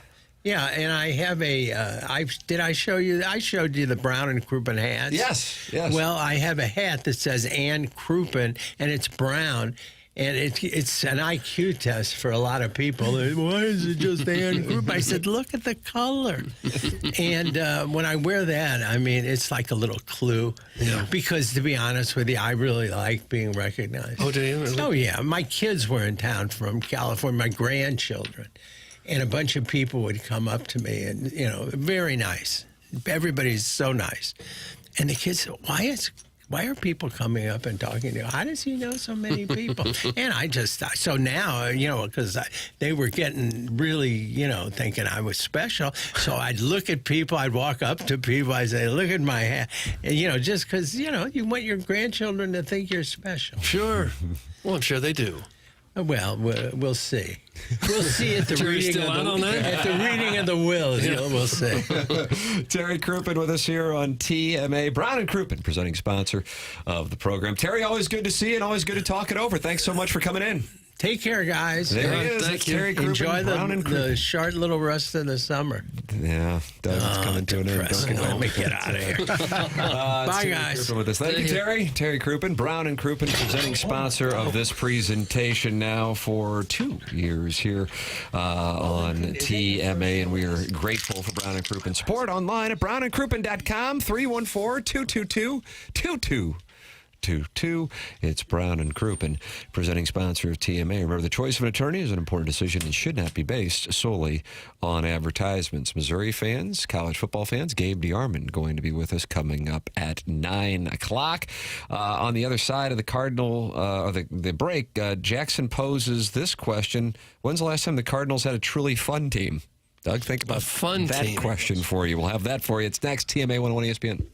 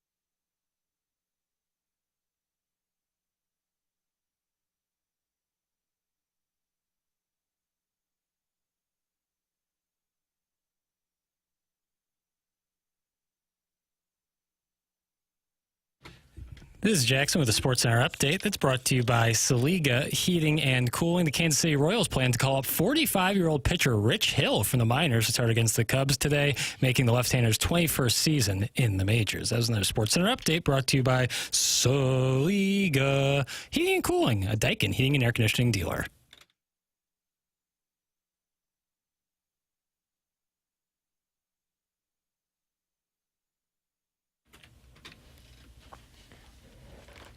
Doug, you like this one? Well, it's okay, I guess. You love it. Snoop and Dre. Katie Wu in The Athletic this morning. Mizalak will not simply sell for the sake of doing so. Capitalizing on returns and bolstering talent for the future remains imperative for any potential trade candidate, and this includes Fedde, whose 4.83 ERA and 1.470 WHIP will likely not bring much in return. But trading him will open up a spot in the rotation for Michael McGreevy, who went 7 innings and only allowed 2 earned runs last night in the Cardinal win over the Rockies. This would still qualify as a future forward move regardless of return. But in Nolan Arenado's case, a trade at this time remains highly unlikely. Arenado entered play on Monday, hitting just .241 with a .680 OPS and has not homered since June 21st. The thought process is if a team is in need of a third baseman, they're going to be knocking on the Diamondbacks door, Doug. Yeah. For Suarez. Suarez had a big year. He's got 34 home runs, 35. Towards the Cardinals. Mizalak said, if something were to make sense that allows us to feel like we're improving for the future, then it might be worth a conversation. I don't want to put ourselves in a situation where we don't want to explore anything. So that is John Mizalak. And Jackson, your question here in the Stiefel dossier, which will feature Gabe DeArmond joining us here in about 8 minutes, asks what question, sir? When was the last time the Cardinals had a truly fun team, a team with both fun personalities, leadership both in the dugout and in the field, and productive young characters who fans could root for as they develop? 2022 is the answer, and I actually think it's an objective answer, because you not only had a really good team, you had an organization that was aggressive at the trade deadline, acquiring Jose Quintana and Jordan Montgomery. You had leadership. You had the Albert Pujols story. You had Wainwright. You had Molina. You also had Nolan Arenado and Paul Goldschmidt. You had a team that it really is. Anytime you lose, of course, it's unfortunate. But I think in particular, that one was really rough, because that was a really good year, both from the Pujols standpoint with 700 home runs, but also the division title. And then they run into Zach Wheeler and Aaron Nola. And, Doug, it was about a 24-hour stay in the postseason after winning the Central Division. Mm-hmm. Yeah, that was a fun team. Good team all the way around. And the Pujols certainly was the icing on the top of the cake there. That was a fun year. The thing is, before that, I know you can say, well, the 2019 team went to the NLCS, but, I don't know how many people would really break this down, but of Cardinal playoff teams since 2000, I felt like that was the weakest one to win a series, and maybe the weakest of the lot. I'm not including 2020 and 2021 as playoff seasons, but I guess you can if you want to. 2020 was an outlier with what was going on, and 2021 was a one-game playoff. But yet they beat a Braves team that was damn good, and then they got wiped off the field by the Nationals. But I didn't really feel like that team captured the imagination of St. Louisans. But the team did have a run in 11, 12, 13, and 14 of going to NLCSs and, of course, a world championship and another pennant in there in 13. And then in 15, they won 100 games. So you just had this ridiculous run. But as far as a team that I would say was the last fun team, I'd say 2022. Okay, we answered that question. Well, yeah, or at least Tim did. 2022. To think on 2019, you had Flaherty's second half, which I think did make fans excited, and I put that in of there, course. The young players for the future, because that was an exciting time. And then you kind of think like a team like, oh, this team's good, not great, but then they make it to the NLCS, get wiped off the field, like Tim said. But I think like leaving that season, you're like, all right, some things to hang your hat on, Even if I wouldn't necessarily say the team was super fun. It's always special, I think, when a team does make a move at the trade deadline and gets one or two, maybe three pieces that add some excitement. Those guys contribute. It's like they're getting you over that hump where you need to go. I can remember, 85. It Cesar was Cedeno. Yes, 87. Dan Dreesen. Thank you. Doug from Hilton Head Island, South Carolina. Dan Is that where he's Dreesen. from? Yeah, that's always cool. I mean, 82, Mike Ramsey got a perm. Sure. Mm-hmm. It was a nice one, too. We should a all big, get perms. full head of hair. Let's get some perms. I'm going to have to probably We can get just you withdraw from the field. Staple one on. WD? Yeah, WD. It seems like the Cardinals underwent some kind of change in management mentality around the end of 2015. Won 100 games that year with Matheny. Seems like the organization has been in decline in regards to talent evaluation, prospect pool, payroll, etc. Not sure why, but it seems like right around that time the organization began to change. That's from the 314. I like that text quite a bit. I am a big fan of that text. I do consider that to be a benchmark. I think another element to the discussion of around 2015, and maybe it's a coincidence, maybe it's related to the Cardinal organization, 2015 was when the Cubs arrived on the scene. And not just in beating the Cardinals in that series, but they were beginning to do this, and the Cardinals started to do that.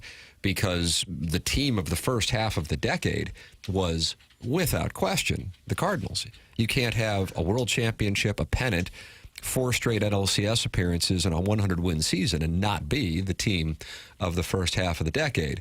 And then the Cubs arrived, and as opposed to the Cardinals ratcheting it up, say like the Yankees and Red Sox did in the 2000s, the Cardinals just kind of like stood pat. And you look at the 2016, 17, 18 rosters, and they were just kind of middling, but they didn't take a direction. And I think for me, the reason why I get frustrated is my expectation. And I think the expectation of the fan base is that they won't do anything bold at the deadline.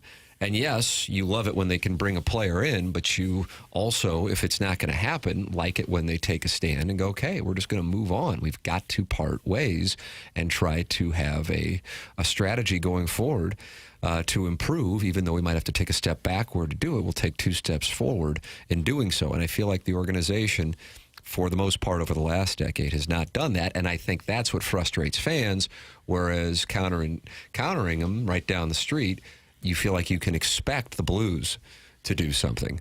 And I think that having an organization like the Blues right down the street holds it up to fans how clearly it is when you have an organization that is willing to be bold versus an organization that's willing to stand pat. And I think that frustrates fans. It's 9 o'clock in St. Louis. Gabe DeArmond is going to join us coming up in the next segment. The Colonel is brought to you by James Carlton of the Carlton State Farm Insurance Agency.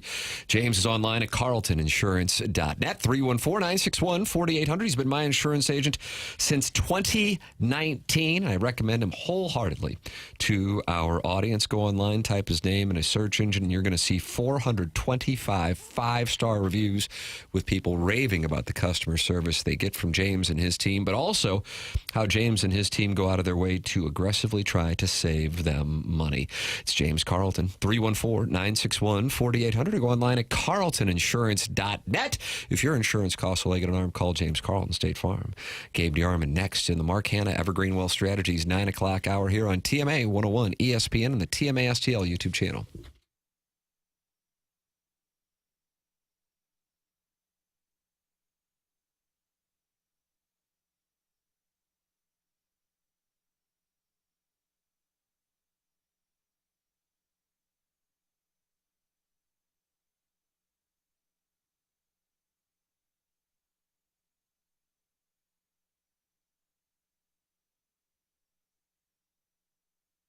Let me tell you about a local gem. That local gem is Dents Express, family-owned and operated right here in St. Louis since 1992. Greg Wilson and his team are the go-to experts for paintless dent removal, whether it's hail damage, door dings, or those annoying shopping cart dings.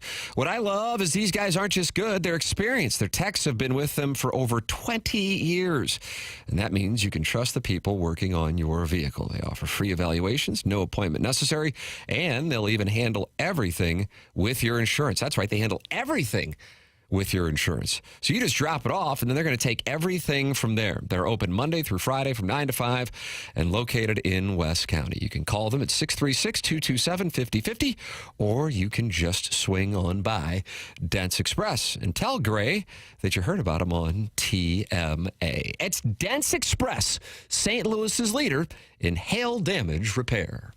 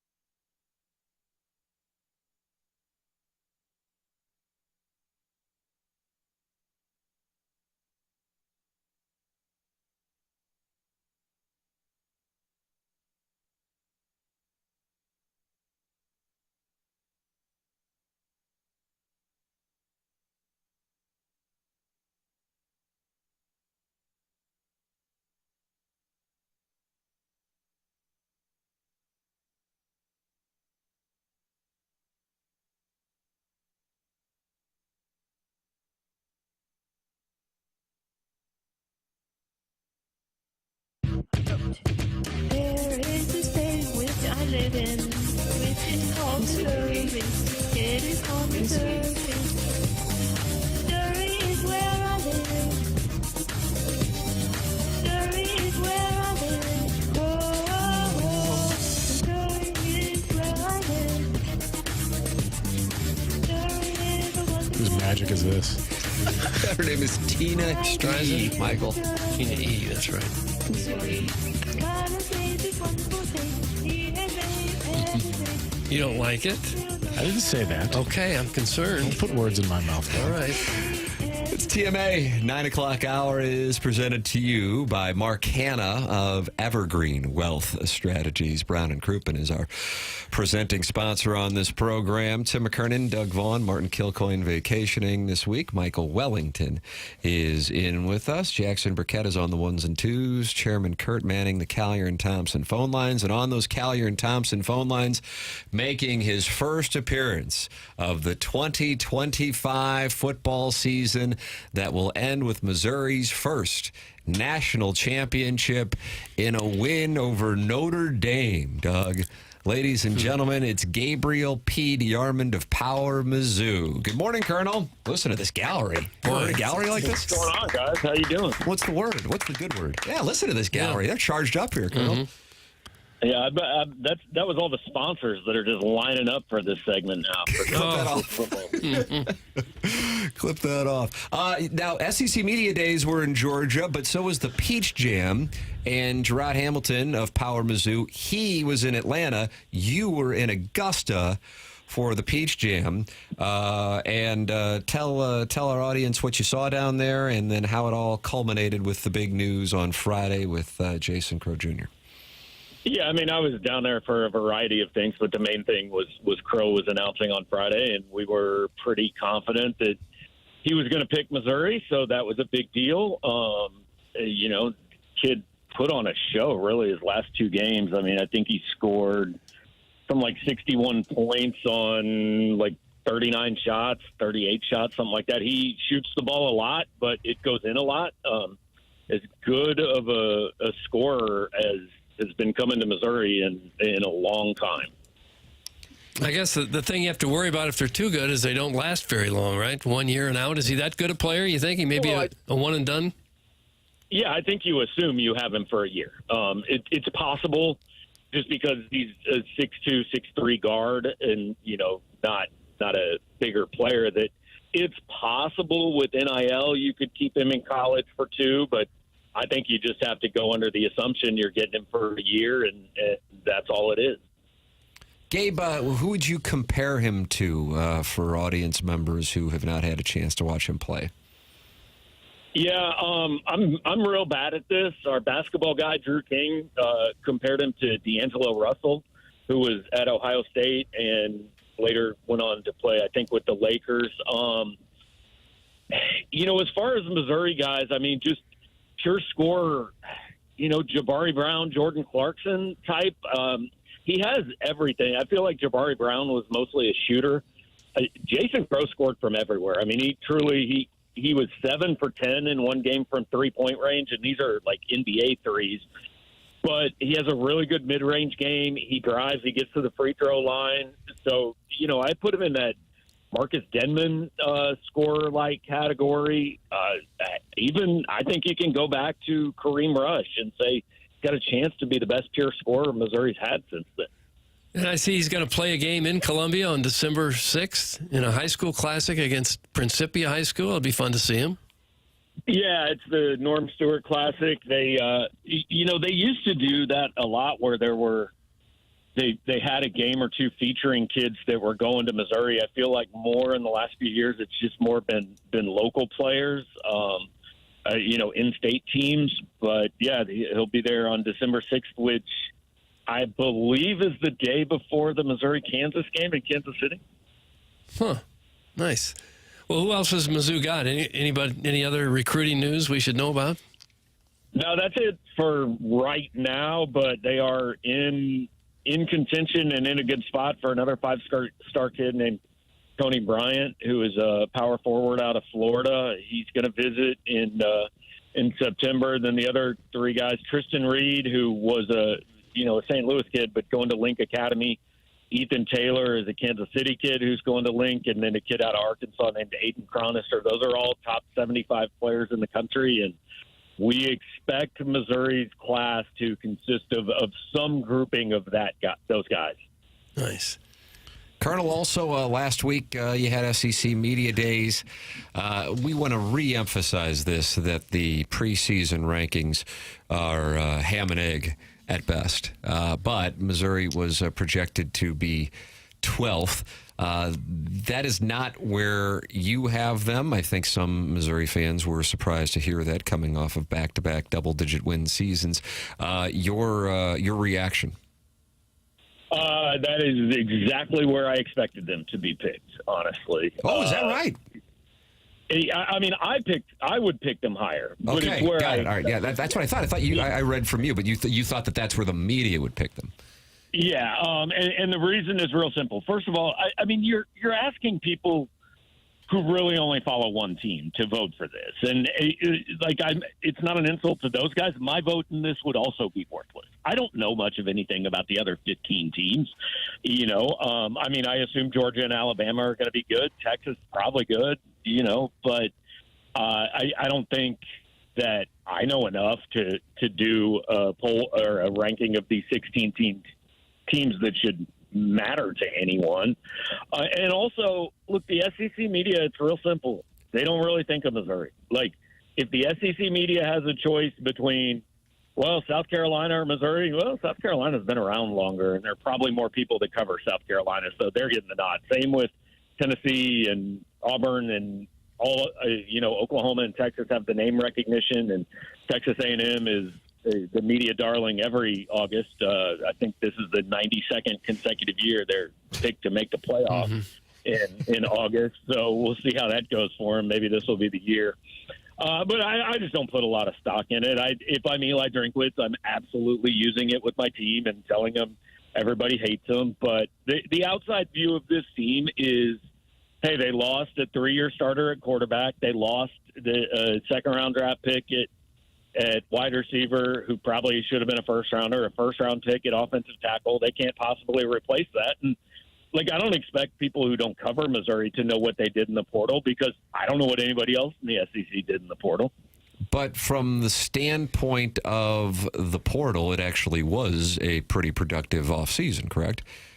Yeah, especially on defense. I mean, Missouri thinks it has the best defensive ends in the country, maybe the best front seven in the SEC. And that'll go a long way. Obviously, whoever wins the quarterback job, they feel good about. They brought in the leading rusher in the Sun Belt. They brought in a guy that should have been a first-team All-SEC player at wide receiver. So they like this team. Whether they're right or the voters are right, we'll see. The other thing to remember, and I wrote about this yesterday, last year, do you know what the difference was between finishing 4th and 9th in the SEC? Record? Nice. Tiebreak. The team's record. Oh. They all were 5-3. Oh, really? There was a 6-way tie at 5-3. So the difference between 5th and 12th in this league is one game, 2 plays, In last year, certainly. I mean, 4 games come to mind that could have gone either way. And in those 4 games, Missouri was 3-1. They got the ones in Columbia, and they lost the one in Columbia, South Carolina. Colonel, let's talk about Bo Pribula and Sam Horn. For those that are, I guess, close to the program, I think it would be fair to say.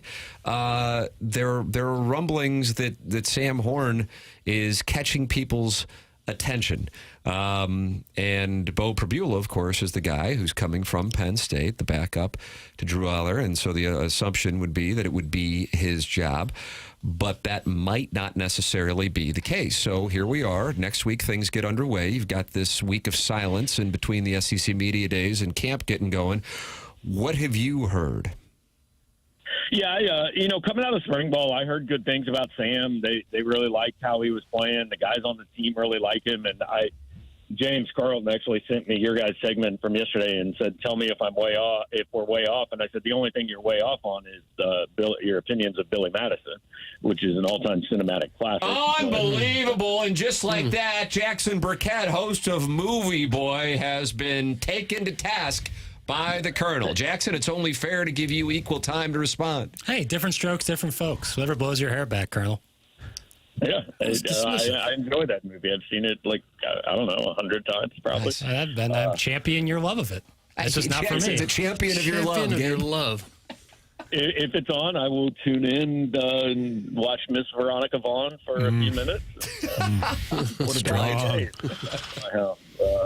But no, as far as Sam Horn, like I think it's a legitimate competition, and I've been just reading our message board, and it's very bizarre to me. Anybody who gets invested in, I want this guy to win the job or I want that guy to win the job. All you want is the best guy. Like, that's Eli Drinkwitz's job. He gets paid $9.5 million a year to pick the best guy, and he's done it so far. I mean, 2 years ago, there were a whole bunch of people that were really disappointed when Brady Cook won the starting quarterback job. And it turned out, I think it's fair to say, Eli probably made the right call there. Right. What do you think Sam Horn's future is with baseball? Is that an issue? He got drafted by the Dodgers. Is there a chance that becomes the priority, or where does that stand? No, he can. I mean, I think a lot of people don't understand. He can sign and still play football this year. Like, Drinkwitz was pretty clear, and I thought it was pretty obvious. Like, Drinkwitz was not going to go into fall camp knowing there was any chance that true freshman Matt Zollers is one play away from playing. And that's not a disrespect for Matt Zollers. You don't want to put a team that you think has playoff hopes in the hands of a true freshman quarterback coming off a pretty significant injury. So I think he always knew Sam was going to be on this roster, and he said last week that Sam and his people told the Major League Baseball teams, look, he's playing football this year. Now, that does not mean he can't sign. He has until July 27th. He could sign with the Dodgers, get the signing bonus under the understanding, I'm playing football this year. I will report to spring training or to wherever you send me in the spring. All it would mean is he's not going to play rookie ball in October because he's playing football with Missouri. So he has until, I think it's 5 p.m. or something like that on July 27th to sign. If he doesn't, then he goes back in the draft next year. The bigger concern from Missouri's standpoint isn't is he playing football this year, it's is he playing baseball for us next year? Because obviously if he signs with the Dodgers, he's not pitching for Missouri next year. Gabe DeArmond with us here. He'll be with us throughout the college football season. Colonel, friend of the program, and of course with PowerMizzou.com. Eli Drinkwitz has been making some appearances, certainly SEC Media Days where it got going. Yesterday he was on Mike Golic and Mike Golic Jr.'s program talking about his idea for playoff expansion. I want to make sure I follow it completely correctly, and so looking forward to getting your perspective. What he's saying is you would take the top 8 teams from the SEC, and then on Conference Championship Saturday, those teams would play, and then whoever wins of those 8, those 4 then go into the 16-team playoff. Same with the Big Ten. Same thing would go on with the ACC and Big 12, except they would only have 3 games. So therefore, at that point, Gabe, you have 14 teams from those 4 conferences, and then the remaining 2 spots, one's group of 5 or two's group of 5 if Notre Dame doesn't get in. Is that a fair representation of what he is championing right now? If I understand it correctly, that's accurate. What he's wanting is play-in games for the playoff, not, some people misrepresented that and said he wants a 30-team playoff, and that's not what he's calling for. Now, here's my issue with that. Like, in my issue with, because this is something that the Big Ten and the SEC were talking about, right, on Conference Championship weekend instead of the conference title game, which is meaningless because the top 2 teams in that league are always getting in. I mean, it matters, are you the 1 or the 6 seed? But, like we've had a lot of conversation. Do you actually try on Conference Championship weekend, or do you sit out your quarterback so you avoid what happened to, I think, Georgia last year, which is getting your starting quarterback injured in that game? So I think my problem with it is if you have gone through the entire conference season and you are the number 2 seed in the SEC, you are the number 3 seed in the SEC, you are going to be in the playoff. Why should you have to be forced to put that on the line against a team that you were better than all regular season? Like, if Missouri's the 7 seed and Alabama's the 2 seed, why should Alabama then have to play Missouri for the chance to get in the playoff? They should already be in. I don't like the play-in idea because I think you earn that spot in the course of the regular season. And I understand what Drinkwitz is saying. I mean, it does keep even more fan bases involved for even longer. And I guess it would kind of be the equivalent of what basketball does, which is, you might have gone 0-19 in this league or 0-18 in this league, but you go to the conference tournament, and if you win the conference tournament, you get in. The problem is, I think in this case, you're really taking a bid from somebody that has already earned it if there's an upset, and I don't like that idea. I don't think it's I think he has some good thoughts. I don't think it's the worst idea, but I just think if you've earned a spot, you should be in. What do you think of the system the way it is currently? You okay with that? Yeah, more or less. I mean, I like that. I think it's probably good after seeing it in action a year that they got rid of the automatic top 4 seeds, and they just, hey, you get an automatic bid, but you can still be seated 11th or whatever it is. I think after seeing it in practice, that probably makes sense. I mean, I'm fine with the 16-team playoff because, hey, it's still tough to get in. It still keeps everybody engaged, all that. I wouldn't hate if we just went ahead and gave 12 a shot for a couple more years instead of immediately after 1 year saying, no, we need to go bigger. But, hey, these games are worth a lot of money, and they're going to go bigger. So I'm fine with 16. Gabe DeArmond, PowerMizzou.com. That's where you can get your coverage throughout the course of camp and then leading into the opener on the 28th. And then the following weekend, Rock Chalk Jayhawk comes to Columbia for the Border War. Gabe DeArmond, PowerMizzou, brought to you by James Carlton of the Carlton State Farm Insurance Agency. Colonel, always enjoy the conversation. Thanks so much for the time. All right, guys. Appreciate you. Talk to you. There he is. It's Gabe DeArmond with us here on the Callier and Thompson phone lines, giving us his perspective on the goings and comings and goings. Doug, would you like to tell us about Design Air Heating and Cooling? I got them as a sponsor of this email of the day, which we got coming up at 10:45. Yeah, hopefully you won't need them, but the weather, as hot as it's going to get, you better hope your air conditioning is functioning correctly. Maybe you need Design Air out just to do some routine maintenance, or maybe the whole thing falls apart. And then for sure, you're going to need Design Air and the men that Seth Goldcamp has put together for his team that come out and get you taken care of. They've been doing this since 1904. That's more than a century of keeping homes comfortable and customers happy in the St. Louis area. At Design Air, they believe in honest work. You will never be sold something you don't need, whether you're dealing with the oppressive heat or the St. Louis cold. They have got your back with dependable service and no pressure solution. So visit designairservice.com and schedule your service today. Design Air, comfort you can count on since 1904. These people do outstanding work. They've been out to my house, and I can tell you firsthand, this is the company you want working on your air conditioner. They're also home of a handsome repairman. Ask for Larry, the Silver Fox. Michael, Larry is the Silver Fox, so that's who you're going to want to request. Doug's taking a liking to Larry. I think Cletus enjoys a guy named Jake or something like that. Is that right? Yeah. So, okay. How is Cletus? He's a wonderful ball striker. No doubt. And he can get up and down from damn near anywhere. He's not afraid of a box of wine, if memory serves. No, doesn't scare him at all.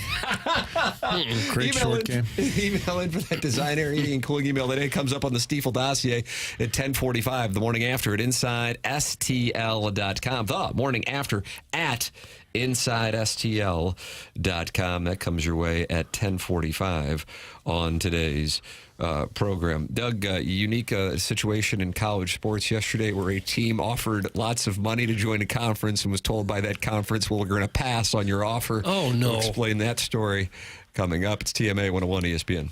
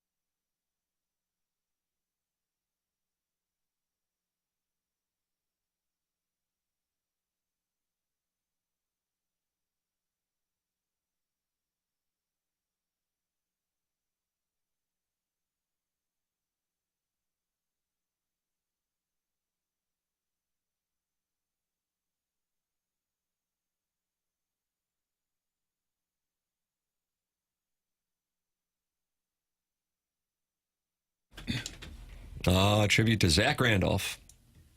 Zebo. Mark Cohn. Right? Is that who this is? That's correct. Right. C-O-H-N. Well played. Nicely done. Yeah, I don't get very many of these. I'm the worst at music trivia, knowing the names of songs. You know the and years artists. I've noticed. I That's the don't thing. know any years, Tim. You knew the artist there, too. Yeah. Well, this was a huge hit. I feel like 93 is live, but I feel like 91 is more live. I would have guessed earlier than that. But I don't know the years, Yeah, Tim. now I feel like you might be trying to bluff me off the pot and represent that you have 9s. I'm going to go 94. God, I don't think 90's live. I'm going to go 92, Jackson. Can we find out? It was 1991. Oh, good gracious.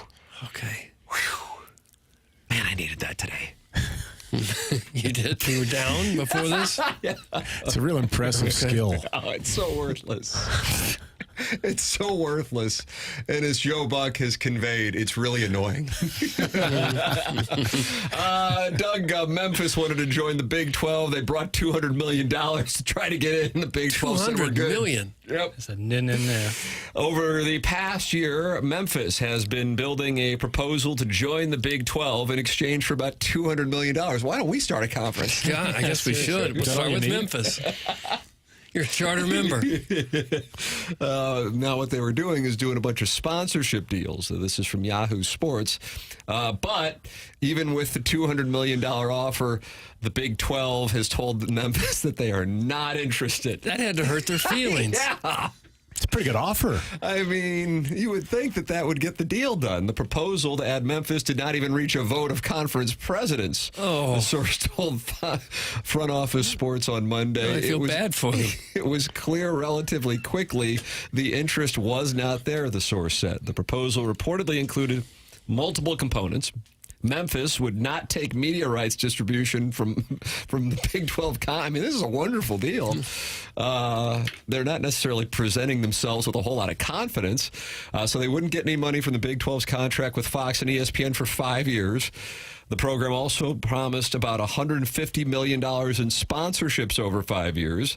And if the marriage didn't work out, Memphis offered to leave the Big 12 at the end of the 2030-2031 season. Still wasn't good enough. They don't drive a real hard bargain, but still can't get it done. Big 12 presidents reportedly spoke Monday about the offer, but it ultimately did not garner enough support to bring a formal vote. Big 12 bylaws require at least 12 of 16 presidents to vote yes on expansion, but they never even got there. The Big 12 commissioner has been bullish about boosting league revenue as the House versus NCAA revenue sharing era began, prompting all D1 programs to search for more income.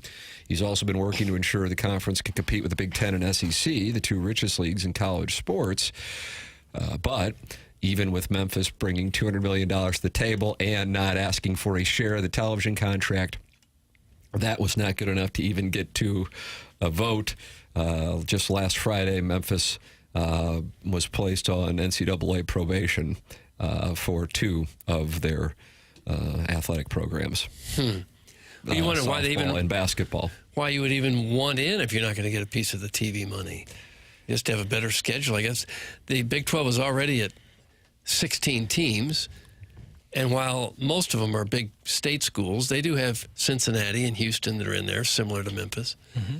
But I would expect if you go 17 teams, that would kind of be awkward, wouldn't it? Couldn't you get rid of BYU and let Memphis in? I mean, what's BYU doing in that conference? Well, they bring a football team that's top 20 every now and then. Yeah. Not a lot of pro football right around there, so you do have a lot of some interest charged up in there. Just an idea. Why do you hate the Mormons? Let's see what I No, got that's here. not what I said. How many teams are in? Big I 12? just counted 16. Is it 16? Yeah, it would be Okay. 16 team presidents. And then, So then maybe the issue is having a 17th team? So they got to find like a dance partner? Yeah, that's what I'm wondering. Because I'm thinking to myself, why, if he's been straightforward about they need to get more revenue, that you got one that's not taking any away, but they're bringing in $200 million, why you wouldn't entertain it? Right. So then you got to bring in a dance partner, I guess. Yeah, I guess. A package deal. But it's like if you're really hurting for money, like 1 year or 2 years where you have kind of lopsided, an odd number, you know, and NL Central was kind of an odd number or a weird number for a while there.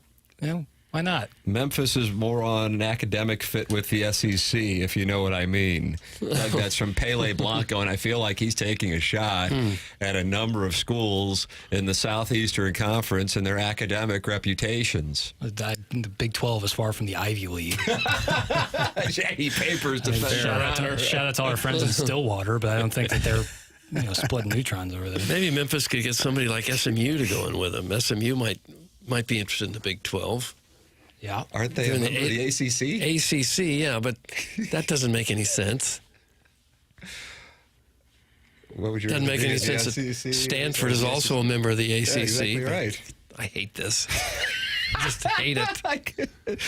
Michael, we can never talk about this topic without it reverting to Doug getting angry about who's in particular in the ACC. I think that one sets him off more than anything. Is it because of logistics or just... Geography doesn't mean anything anymore. Stanford and the Atlantic Coast Conference, come on. It doesn't really Big 12 match. No. geographically is probably the most aligned, I would say. UCF kind of throws a wrench into that a little bit. And West Virginia for that. But you would think SMU would be right in their wheelhouse. Yeah. $200 million. That's not... SMU could come up with that too, probably. Yeah. Then you'd have 18 teams, and you've raised almost $500 million right there. Is that kind of snooty of the Big 12 to say no? Without a good reason. If they said, sorry, we're at 16, we're full. That's what we wanted, that's what we have. We just can't take anybody anymore. If you could get another school to come in for another 200, that's 400 total. Why not? Certainly not for what they like. Memphis was a 5 seed in the NCAA tournament last year. Yeah. Before the football season, they were kind of picked as like the Power 5 team to watch. They've had moments. Recognizable head basketball coach? Certainly so. Penny, I got a text from a 618 number that says, can we talk about the WWE? And Doug, I believe that number in the Air Comfort Service text inbox is the number of Larry Nickel. Sure. Oh, good. And we will have the WWE recap coming up here. So, Larry, if you can stay on hold, we will get to you. Doug, what a treat it's going to be because you didn't get a chance to watch it last night. I didn't get a chance last night. That's what it was. So, did you tape it? I haven't taped it in 30-some-odd years. Well, you're going to get recapped with Larry coming up. Then we have the Design Air Heating and Cooling email today, the morning after at InsideSTL.com. Send yours in to compete. Michael Wellington is filling in as Martin Kilcoyne is vacationing this week. And Larry Nickel will be with us next year on 101 ESPN.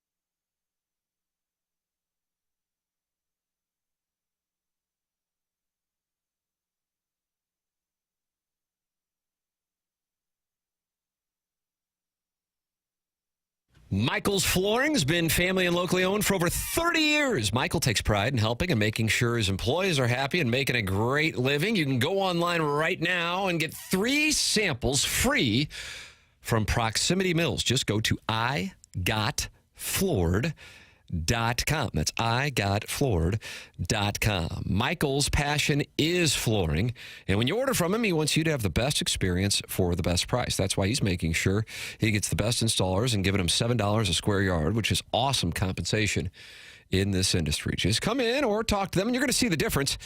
They want to make sure they suggest the best thing for you, not just pushing what corporate is telling them they have too much of. There is a reason he's continued to grow through the 31 years. Employees love working for him as they feel like family, and he makes sure they are taken care of, and this then rubs off to the families buying the product as they know they have the best interest of the buyers. They have it all, but carpet is awesome, and it's back. They have so many varieties of all flooring and have 3 easy-to-get-to locations in St. Louis. They're in Creve Coeur, they're in Darden Prairie, and they are in St. Peters. Come see why people are loving getting floored by Michael, and make sure you visit igotfloored.com.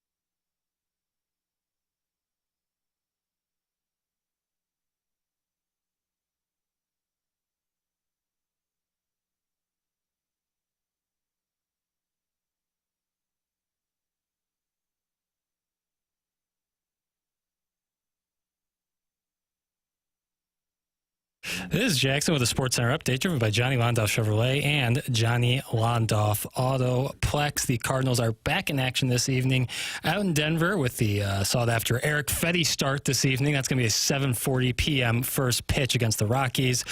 That was another Sports Center update driven by Johnny Londoff Chevrolet and Johnny Londoff Autoplex. See them at Londoff.com. Chevy, together we drive. Are you kidding me?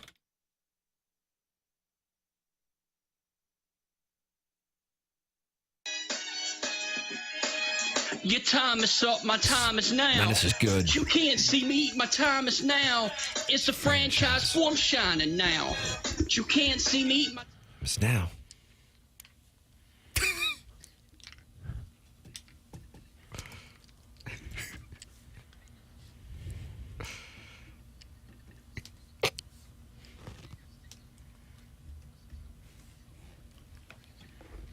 Hard not to get fired up when you hear this. Do any of the words make sense? Surrounded by each other? I don't know what you're trying to say, but I don't like your tone. I'll say that. Are you not getting this? No, I don't get it.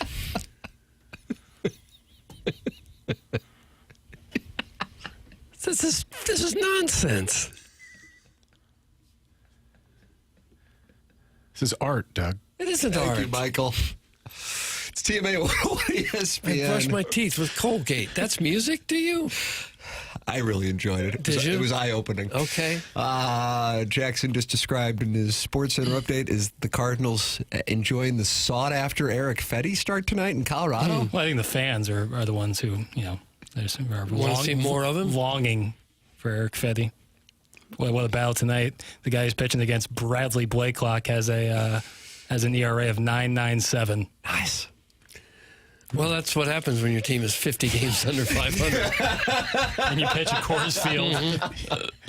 I couldn't believe how many people were there last night. Yeah, they're drawing better than the Cardinals. I was about to say, they're drawing better than the Cardinals. It's a great ballpark. Let me see if It they is had a great ballpark. giveaway or something. I was last there night. for Albert Pujols' first ever game, Doug, 2001. Was Mike Hampton the starter in that I game? don't know. Mike Hampton. I think he might have been.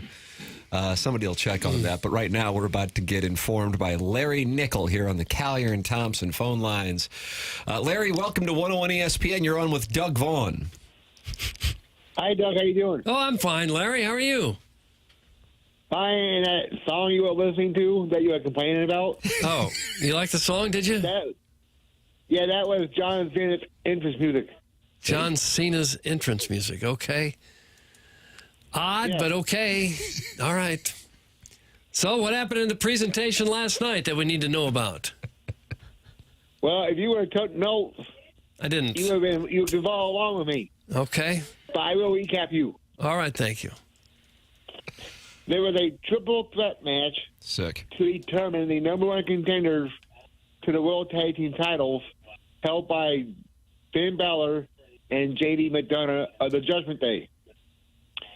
And the tag teams that competed were the New Day, the former World Tag Team champions, the Creed brothers, and that Latino World Order. Ooh, nice. Is that a take on the New World Order, which, of course, was Hollywood Hogan? Is that big, sexy Kevin Nash, Doug? I don't know. It was. Yeah, he was in there. Check this out. New World Order. So cool. Okay. The Latino World Order was created by the late, great Hall of Famer Eddie Guerrero. Was it? R.I.P. Amen. And the winners of the triple threat match are the LWO, and they will now have a future World Tag Team title match against Judgment Day. Sick. Okay. So sick. And while I'm on the subject of the Judgment Day, what? The two ladies that are in the Judgment Day, Raquel Rodriguez and Roxanne Perez, who are the current women's tag team champions, they defended their titles last night against Bayley and Lyra Valkyria, because Bayley and Lyra were supposed to have a match at WrestleMania. But no thanks to that Irish last kicker, Becky Lynch, took Bayley out of the match. So they gave Bayley and Lyra the match they were supposed to have at WrestleMania. Okay. But, here's the but. The winners and still women's tag team champions Raquel Rodriguez, and Roxanne Perez. You never know what these riders might come up with. How are you talking about, Doug? Okay. Well, anything else? Any other big notable matches? Any belts change hands? I like cookies. No belts changed hands last night. Okay. Well, all right. Is that the wrap up, or is there more? No. I think fries. Oh, Larry, there are more. Well, unfortunately, we have the hard out at the top of the hour. But do you have the top 5 countries in the world? Yes, I do. Okay, go ahead. Number 5 will be Grimy from South County. Doug, that's a gentleman who lives in South County. Grimy. He's now a sovereign nation. Grimy from South County. Okay. Number 4 will be Austria. Austria. Okay. Bit of a surprise appearance for Austria, but then at the same time, we've had Honduras, so anybody's live. Right. That's true. Number 3 will be Italy. Okay. Good. My wife will be delighted. Number 2, Canada. And number 1, United States of America. Still number 1 after all these years. That is so nice. Listen to Comforting. Cool in the Gang. Is it JT Taylor or JT Thomas? I don't know. Well, all right, Larry. Thank you. Thanks, Doug, and God bless America. Thank you, Nixie. All right. Hard not to feel a little red, white, and blue charging through your veins. It is. It is indeed. What an American. Always nice to hear we're still number 1. Austria creeping up on us, though. I don't like that. Yeah, keep an eye on Austria. They're lurking. And Grimy from South County as well. Now, do you think he paid to get that mention? Who? You think Larry's running a YOLA scheme? Wouldn't you if you were him and you could get away with it? But what do you gain by being the 5th What ranked? does Joey Vitale gain? I mean, every Friday, like 4 different companies are mentioned during his soliloquy. But they don't get ranked in the top 5 in the countries. I don't get where the return would be. But I know Austria got in there, pretty much dead center of Europe there. Yeah. He just kind of rolled over for Hitler. What's it like when you have to explain to people that have never heard this show what it's really I don't like even and what try. it's like? I apologize. Say I'm sorry. Michael, the program is going to be celebrating turning 21 years old here in 4 days. Legal. And it's legal now. And yet still incredibly intellectually stimulating. I just want to apologize to all the listeners who just listened to this entire segment and learned nothing. It happens frequently. We're not proud of it. Hey, Doug, shut up and watch this. I don't know about you, but I'm feeling up Doug's boobs. Ha. Thanks, Mr. Tim. # free perk. That's from Brian Henshin, who's getting ready for... What a horrible text. What a really horrible text. He covers the Indianapolis Colts for the Indianapolis Star. With writing like that. Has Perk been suspended indefinitely as well? Jackson, I believe, is reaching out to her to appear on Movie Boy. Yeah, I could see that absolutely happening. Yeah, you think she's a movie buff? She likes movies, yeah. She loves a Wes Anderson movie, and that essentially is the ticket to get on Movie Boy. I remember. You have to like Wes Anderson That's films. not necessary. Well, that doesn't hurt. I just remember when we had her on the first time, she said her favorite movie was the Darjeeling Limited. And I was like, "It's the what now?" A bit obscure. It's like what many would consider Wes Anderson's like worst movie. Well, I don't think it's his worst, but it was just surprising. I was like, that's a hell of a pull. So seems like she might be into it. Seems like a prime candidate for Movie Boy. Has she responded to your messages to be involved? We're in the pre-message state. What does that mean? It means you've texted her and she hasn't texted back? No, not even that far. Okay. You haven't sent the first text yet? Yeah, you could say that. Okay. But what are you waiting for? Well, it's not that I got a schedule. I won't need her for a little bit. Oh, you won't? Well, who's coming up? We're talking about Eddington this week. Just you? No, my buddy Gareth is gonna come on. Oh no, this guy wears a shirt with 3 shades of brown. That would be Herb. The well-hung Herb. Herb doesn't want Gareth has competed in a chicken wing eating contest. That's right, with TMA Live. Also a South African gentleman, Gareth. Well, you got a real thing for these South Africans, don't you? They just come into my life. I don't know what to tell you. Is it the accent? He doesn't really have much of an accent. His parents do. It's wild. It's pretty cool. So it's the accent. Well, he doesn't have it. That's the thing. Yeah, and then some other friends. Does. One of my friends who's a filmmaker is going to hop on with me this week as well. Matty Dreads. No. This would be more commercial, I would say. What kind of films does he do? Yeah. Short films. He's in the early stage of his career. He does little videos for TikTok. No, he does not. He's a legit in film school. Okay. What, is TikTok not legit? Oh, it is. But this is more of a traditional filmmaking. I ask because I don't know. I'm not on TikTok. It's mostly just 5-second videos of things, right? No, longer than that. Longer than 5 seconds. 10 seconds. 15? It can go all the way up to 8 minutes. Okay. That's what revolutionized TikTok over something like Vine, which was very similar years ago. Yeah. Vine limited it to 7 seconds, and you could only get so It's much only in. 7 seconds? Is Yeah, that right? was Really? what Vines were. Chairman, that's correct, right? They were like 7-second videos with Vine. Yeah, it was definitely single digits. Yeah, and they hard limit there, whereas TikTok, you can go pretty much as long as you like, which is great. So educational. Yeah, it really is. It's what we hear. It's like the first day of school every time you walk in this studio. I definitely feel Tell Jackson I'll come in and do an episode with him, and we'll just discuss the cinematic genius of Michael Bay. That's from Carlos Spicy. Well, not my genius. But I've had a bunch of people reach out and be like, "Hey, I'd you love do to have hop a on." number of people. Yours is the type of program where listeners reach out and feel free to host with you. People like movies, and they want to talk about it. Doug, it's Movie Boy. And that's why I started the podcast. It's fun to talk about movies and movies you like, movies you dislike, this, that, or the other, and people like doing it. So Even like 2 hours straight. yeah, well, yeah, it's segmented. It wasn't like a 2-hour soliloquy. I had breaks in there, but we're chugging along. I got a vision here. top 3 directors of all time, go.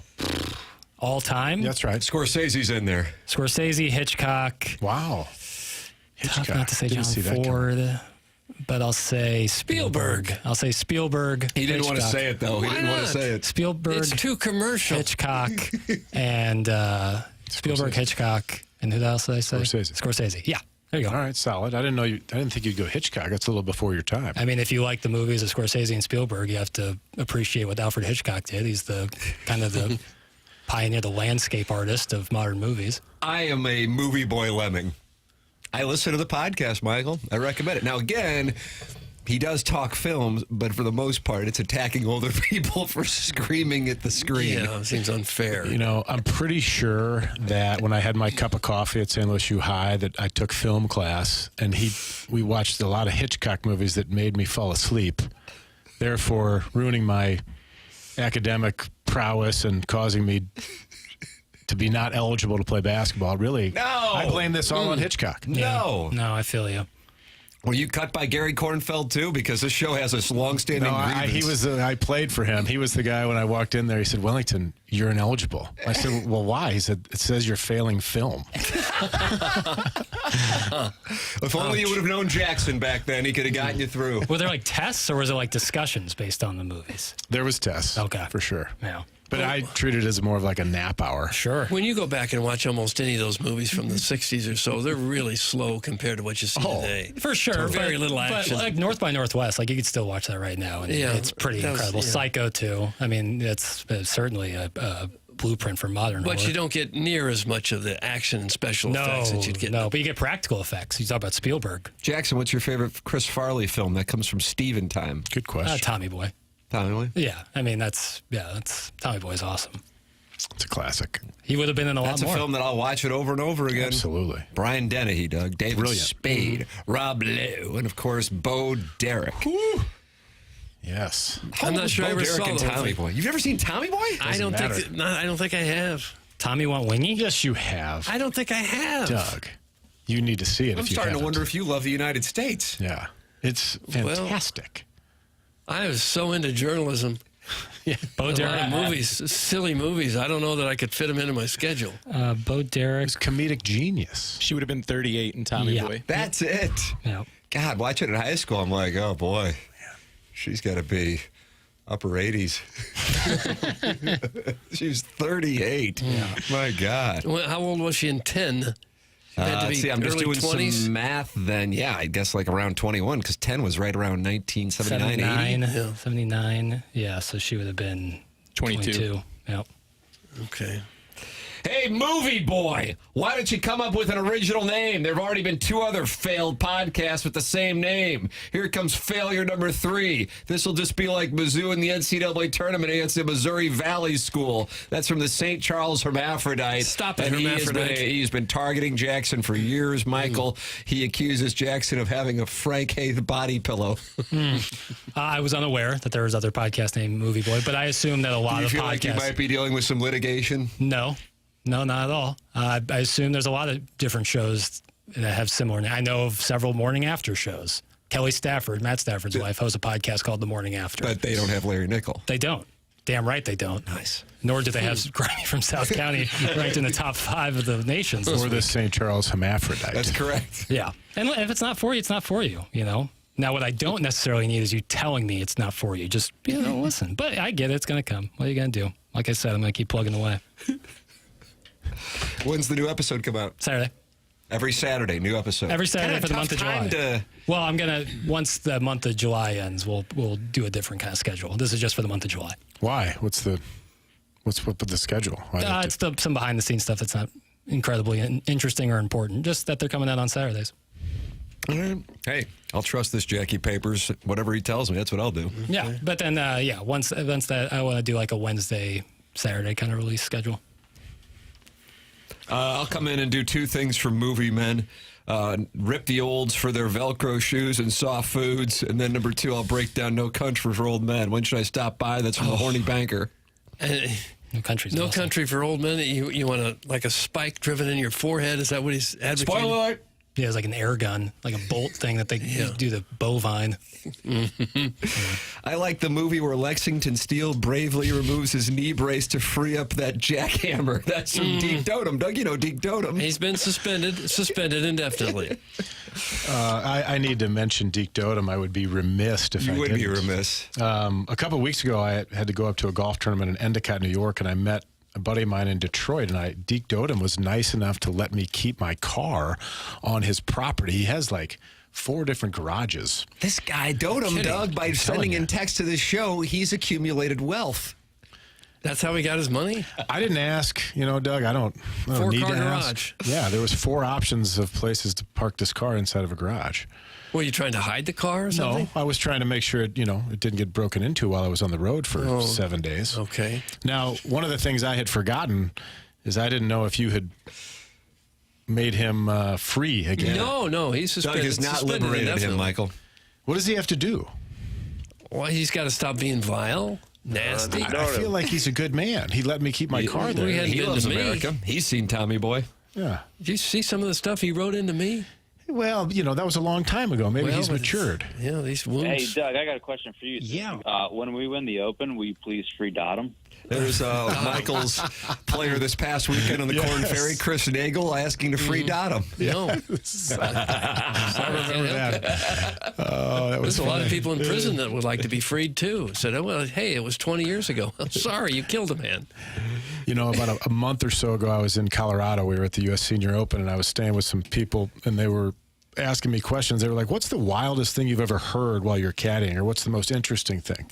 And I told them that at Shinnecock, we heard free Dotem screamed on many tee boxes, and these people are like, really? What does that mean? That's and then I had to explain to them who Deke Dotem was. I showed them his Twitter page. They were all very enthralled in that. I bet they were. Especially if you've seen that photo. Oh, gosh. Doug, how proud does that make you?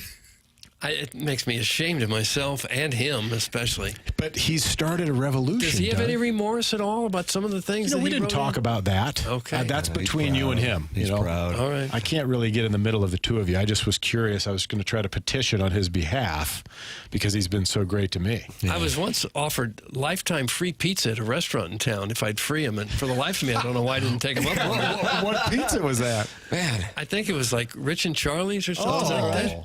Let him loose. I should have, yeah. Kicking myself now. I was waiting for better offers, and none of them came in. Now I've lost a pizza deal. Did you mix in a salad? They got a great salad. Yeah, I would there. like to have. The program is called TMA. That's the voice of Michael Wellington. He is filling in this week. Martin is vacationing in the Hamptons, and we'll be back on Monday. I will be out on Thursday and Friday.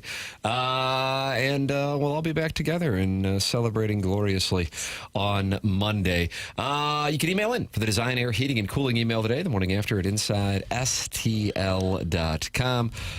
Tim, have you talked about the passing of Malcolm-Jamal Warner? Yeah, we will do that on the other side of the break. Theo Huxtable passing away yesterday. The program's called TMA. It's presented to you by Brown & Crouppen, 101 ESPN.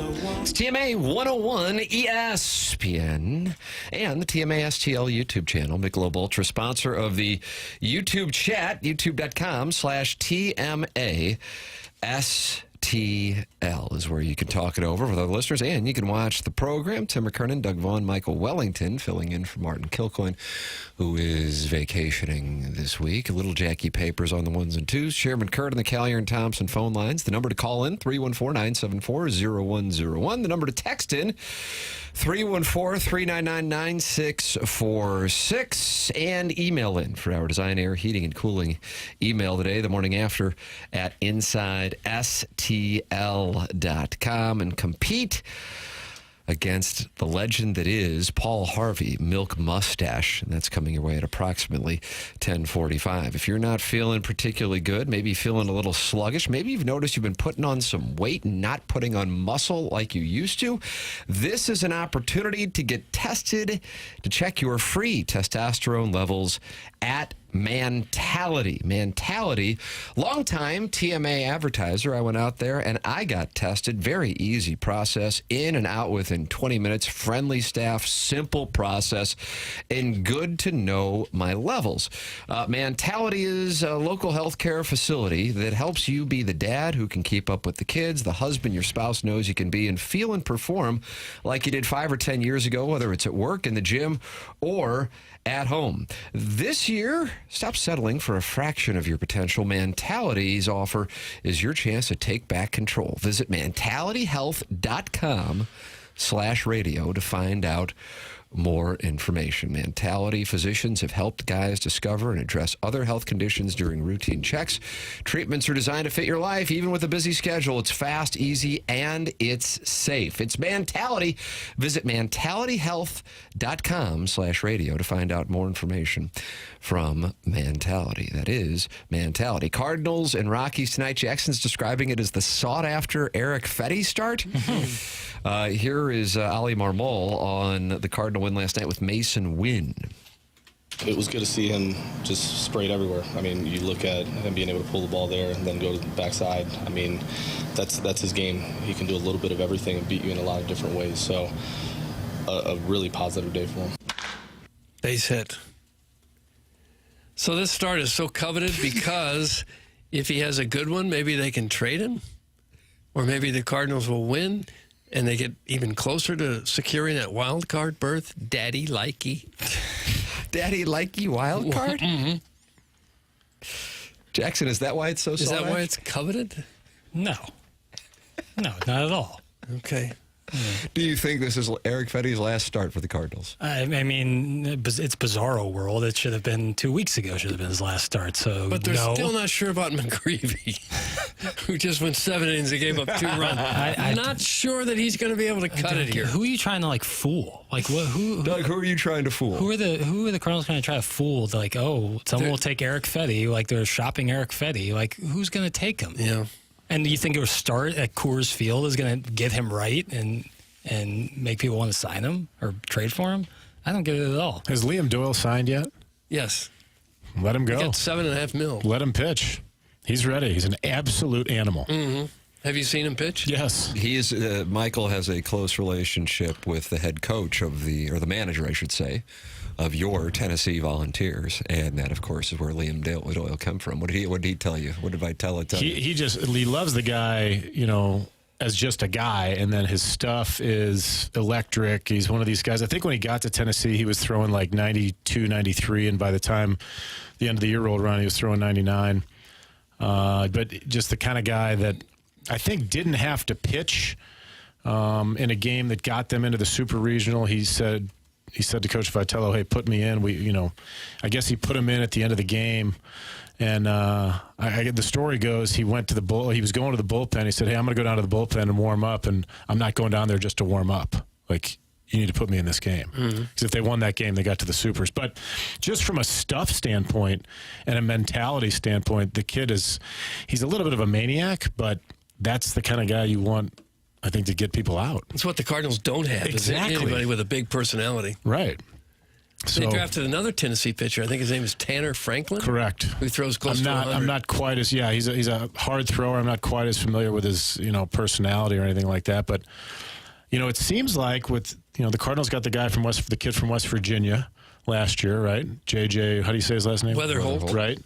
Seems like they're doing a little bit better with who they're picking, and I hope they hold on to these guys. But we always think that. We've been told that for years. That, oh, boy, you won't believe who we got in the first round. Well, and one year it's Gorman, and the next year it's Walker, and we think, yeah, these guys are going to be stars. And then they get here, and, oh, what happened? Maybe it'll be different now. From a pitching standpoint, they could certainly use some pitchers. Yes, they could.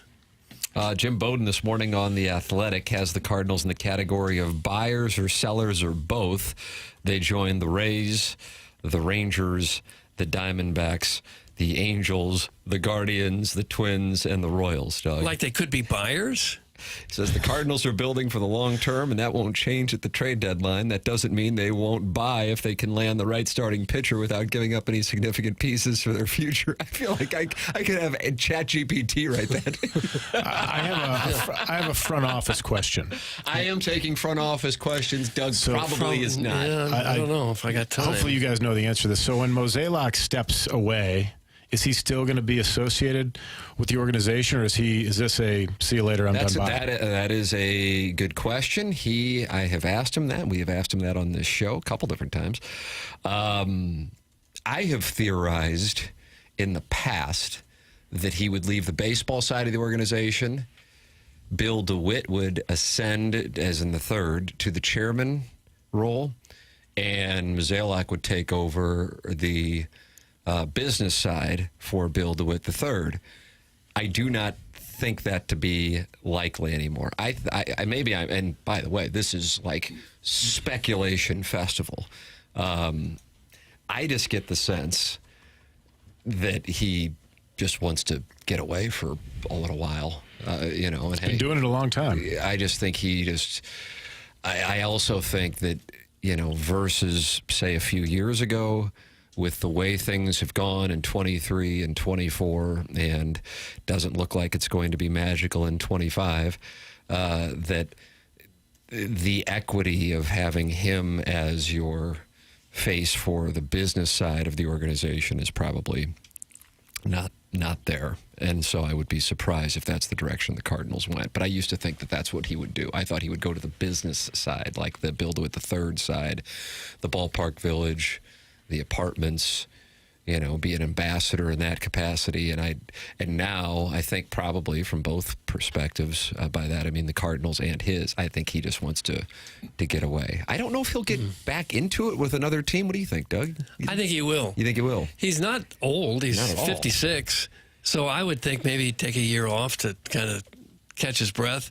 And then some other team would likely give him another shot based on this lengthy track record here. I mean, it hadn't gone great the last couple of years, but for the previous 2 decades, it certainly went well. So I would think he would want to keep working. I don't know for sure, but I would think at some point he's going to want to get back in it and probably will. He will be the president of baseball operations for the Rockies within the next 5 years after a break. That's from the 314. He is from Denver. So wouldn't surprise me if that happens. I'm sure the Rockies are ready to make some changes. It looks like it. Yeah. God, but what would they want to mess with? I just keep the train right on the track. When you can go just be 52 games under 500, you got to like that. And you got to want to maintain that if you can. Wanting Eric Fedde on your team is just as bad as having a 140-yard 7-iron in the bag. That's from Mr. Siders and Michael. To bring you up to speed, unfortunately, Mr. Siders is sideways with Jackson over his 7-iron carry distance, which Mr. Siders is saying is 140 yards. Yeah, no, what's the crazy part is it gets funnier and funnier every time he mentions it, and he doesn't sound like a weirdo. Wait, he hits a 7-iron 140? No, I hit mine like $150, and it's still like his only material. Wow. You sound like you're... Is that bad? Is 150 bad? Let's be better. What's up? No, I don't say. Last time I checked, they score golf by how low you shoot, not how far you hit certain irons. Very true. I mean, I've seen it. How far do you hit your 7-iron? Like 175. You son of a bitch. I wasn't trying to insult you. Well, you did. You did. In a big way. We had Joe Buck on the program, and he was fresh off of playing the American Century in Tahoe. And we asked him that question, and he said it was about $1.90, but he wanted to add that the ball flies in Tahoe, so it's a different program. Did you ask him who caddied for him? I did. We didn't talk that. I wonder who he had looping. Oh, I thought you might have known. That's why. No, he played with Shane Victorino and Chase Utley the first day. Okay. And he played with Nate Bargatze. Joe's a good player. He is. Yeah, he loves that event. And I was listening en route to the station today. I was telling you this right when I saw you. Taylor Twellman, regular on Balloon Party back in the day. Decent athlete. Oh, my goodness. Was on and talking about how he is kicking himself for not winning the thing. He was in position to win it. And his uncle, Jay Delsing, was texting me when we were talking about it with Joe Buck. And it's like he has just a dreadful short game because I think he hit 48 of 54 greens in regulation. Can you even imagine gracious, that's a big number. I mean, but yet he just couldn't birdie anything. So Taylor's on the podcast with Colton Ost and Drew Stoles. Doug, you call him the sleaze man, right? I always have, Talking about he was workshopping his short game issues. A recommended listing right there with Movie Boy, by the way. I'm on Movie Boy, and I'm on that podcast. And Jackson and I did a podcast yesterday, the Tim McKernan Show podcast. What's the title of this episode? I'm a St. Louis 6. Oh, yeah, I'm a St. Louis 6. Yes, yes. We were kind of like ranking ourselves. That's what you think you are, Jackson? No, I said I'm a St. Louis 6. You think you're a St. Louis 6? Yeah. What's the criteria for that? Well, I think I've got a few things going against me. Number one, personality. But really, the thing that if I were on like a Bumble profile, I think the height thing would be really problematic. I think having a concave skull is a negative, but some women are into that, and I don't want to kink shame. Yeah. And then the hair loss thing has just really been problematic. I also have 2 young children, which I can't imagine. Yeah, you're married. You're off the board. But if I'm just ranking, we came to the conclusion St. Louis 6. Then the people watching the podcast said if I were outside of the 270 loop, I become a 9. Oh, goes up. Wow. Huh. And somebody said I was a Festus 11. So I don't know. I don't know these sliding scales. You know, Festus 11. Yeah. Wow. And Jackson, what did you think you were? Oh, I didn't rank myself. I don't know. Well, could you do that now, please? Yeah, 5 or 6, probably. You know, pale. That seems kind of low. A 5? Yeah, I think 27-year-old over 6 feet tall. I think those are a couple of things. I think you're too down on yourself. Are you that pale? Oh yeah. Really? He overrates his paleness and his baldness. It's not maybe the baldness, but not the paleness. There's no doubt about that. That's just. But I've been saddled with that my whole life. I know that going into it. You ever think about getting outside, getting a little sun? Spend all vitamin D as much time as I can outside. Usually with a shirt on. You know. Well, I like my forearms aren't pale. Like the parts of my body, but my face stays pale. Huh. Always is. Ain't not much you can do about it. You ever think about getting bronzer? I told the story about when I tried putting self-tanner on before a first Doug, date. would you like to hear Jackson talk about that? I'd like to hear that. So it was a first date. It was a lunch date. First date. And Michael's already down. I was really self-conscious about how pale I looked, and so I found this So it was a blind date? No. But I just wanted to. I was like. So you guys had met and you were ghostly. In my mind, no. It was like on the app, and like in my mind, she was like, "Oh, this guy's kind of pale," and I would show up with more tan skin and already like one in the win column. But I bought this self tanner, like lotion that you. Yeah, it's kind of like a lotion, and I put it all over my face. And there was bad lighting in my old bathroom, so when I arrived at the date, of course, looking more tan, what I didn't realize is that this self tanner had a bunch of glitter in it. And the girl asked, "Why are you covered in glitter?" And I didn't want to say the truth, which was I was covered in self tanner. So I did what any smart person would do and said, "Sorry, I was spent all night at a strip club." Yeah. So that's been. And again, this was a lunch date, so I would theoretically have either not gone to sleep, for days. yeah, or just come from there, Is not that showered, what happens when you go to a strip club all night? not showered. Yes. Yeah. They spray you with glitter? Well, no, they don't Glitter spray gets on you. It somehow finds its way on your person. Right. Oh. So Safe to say there was no second date. Did you put it on your hands and neck? Yeah, but mostly it went on my face. Yeah, it was tough. So, yeah, that just you get shows out you of that? never be ashamed of who you are, you know? So you just went through the whole date with the glitter on your face? Yeah, again, saying that I had How did it been in go? a strip club. Not great. Was that the last date? It was a one and done. Yeah. Yeah. That was Jody Gave it a Meeks. run. One and Her done. call or yours? Hers. Yeah. Oh, really? So you would have liked a second date? I would have liked the second shot, you know? Oh. Sans tanner. Well, After you put the tanner on, you didn't look in the mirror? I did. There was bad lighting. I couldn't tell that there was glitter in it. Okay. Lots of glitter, too. Huh? Yeah. at least you're accountable. Yeah, for sure. Well, and I lied, too, and said that I was getting a strip. It would have been better if I How'd just she said I like was wearing that? self-tanner. That you told her you were at the strip club all night. Confused, eyebrows raised. Because then you have to Not think I shocking. would have not showered if I'm still covered in glitter. Wasn't you were working on this show? Yeah, oh yeah. This Oh, has been how like did we not 22 or we something? buried the lead. Yeah, something like that. Yeah, we're tough. Huh. And even as you got out of the car, you didn't bother to look at yourself real quick in the mirror, like everything good here? Nope. You didn't do that? Nope. Just No, the certainly lighting, did not the notice. lighting in the bathroom ruined him. Yeah. Well, then when I went to the bathroom after I've been told, then I noticed it everywhere. Mm-hmm. I was like, rats. I didn't think of that glitter. Tough to get that putt back. You want it back. Yeah. What are you going to do? Yeah, Just yeah. can't get him back.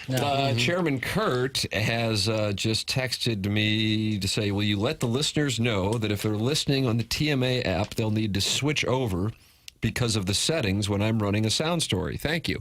So I gather he is down the hall doing a sound story at 10:30. Yes. So if you're listening on the TMA STL app, switch over to the Michelob Ultra YouTube chat on TMA STL on YouTube or the 101 ESPN app, 101ESPN.com. All of those places you'll be able to listen to the show live. So that is what is going to happen at approximately 10:30 when he begins doing a sound story. I think Courtney Landrum's doing it today. That's if I'm right. not mistaken. Yep. Courtney's one of my favorite people going. Just in general, from 106.5 The Arch. Yeah, love Courtney. She's great people. All right, I'll take a commercial break, come back with more TMA. Send your emails in the morning after at InsideSTL.com for our Design Air Heating and Cooling email day. It comes your way at about 10:45, 10:50. This program is called The Morning After. It's presented by Brown and Crouppen on 101 ESPN.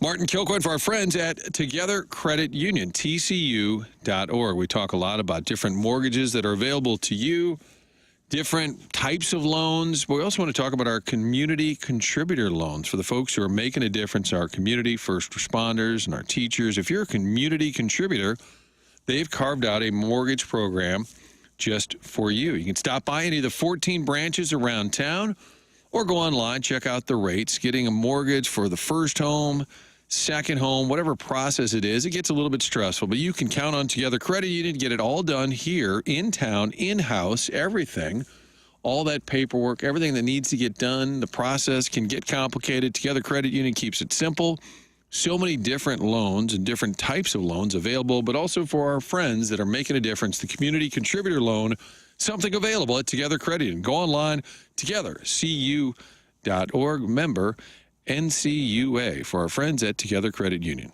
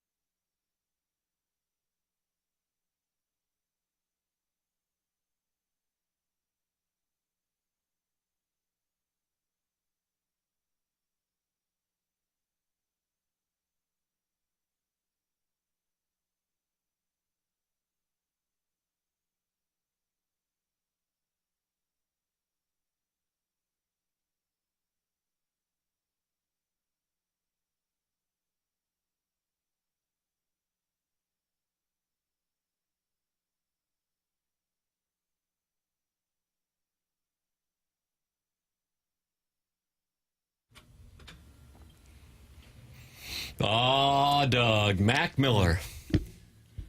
Is this old Mac? Okay. Man, the ladies love this guy. Ladies love Mac Miller. I mean, he had Ariana Grande as a longtime love interest. Anybody else, Jackson? Of famous-wise, no. No? No, he had a longtime girlfriend. Oh, is that right? Yeah, before Ariana Grande.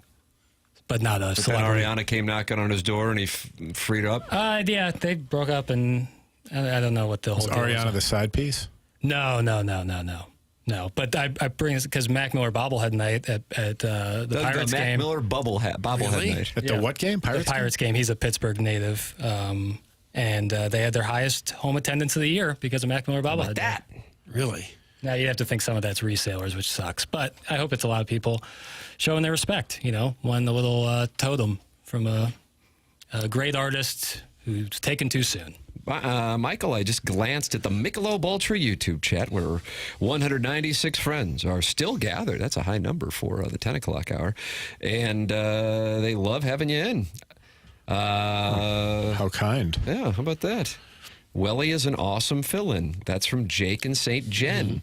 It's nice having any kind of fill-in when a regular cast member is out. That's from Who's Your Daddy? Well, I mean, the bench, back in the day, Jennings was a regular, of course, friend of the program, the great Jennings Randolph Jr. He was very special. He was indeed. I'm not in that caliber, but he was awesome. He was indeed. Chuckles Marlowe. Oh, my former co-host. Former co-host, Nick and the Badger, My as if I need to say that.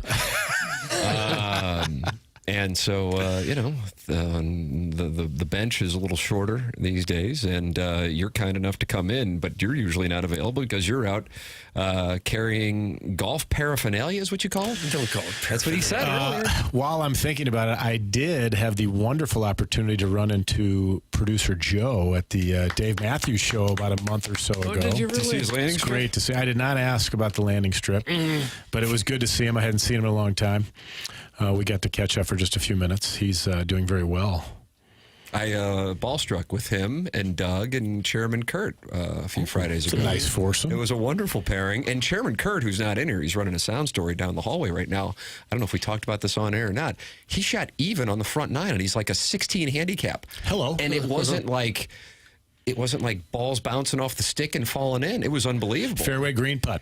It was just outstanding. It was really, truly good. It's a talented man in many ways. I'm telling you. And he'd never broken 80, and unfortunately, the back nine got him. Oh, darn it. Yeah. But the front nine, he was riding with Doug. He lost his rhythm when a storm hit. We had to stop playing for a while. That's right. Otherwise, there was weather delay? Otherwise, Holtgreave and Sean Brennan were on notice. Email in Design Air Heating and Cooling email today. It's coming up. Martin Kilcoyne wants to tell you about Design Air Heating and Cooling, even though he's not here.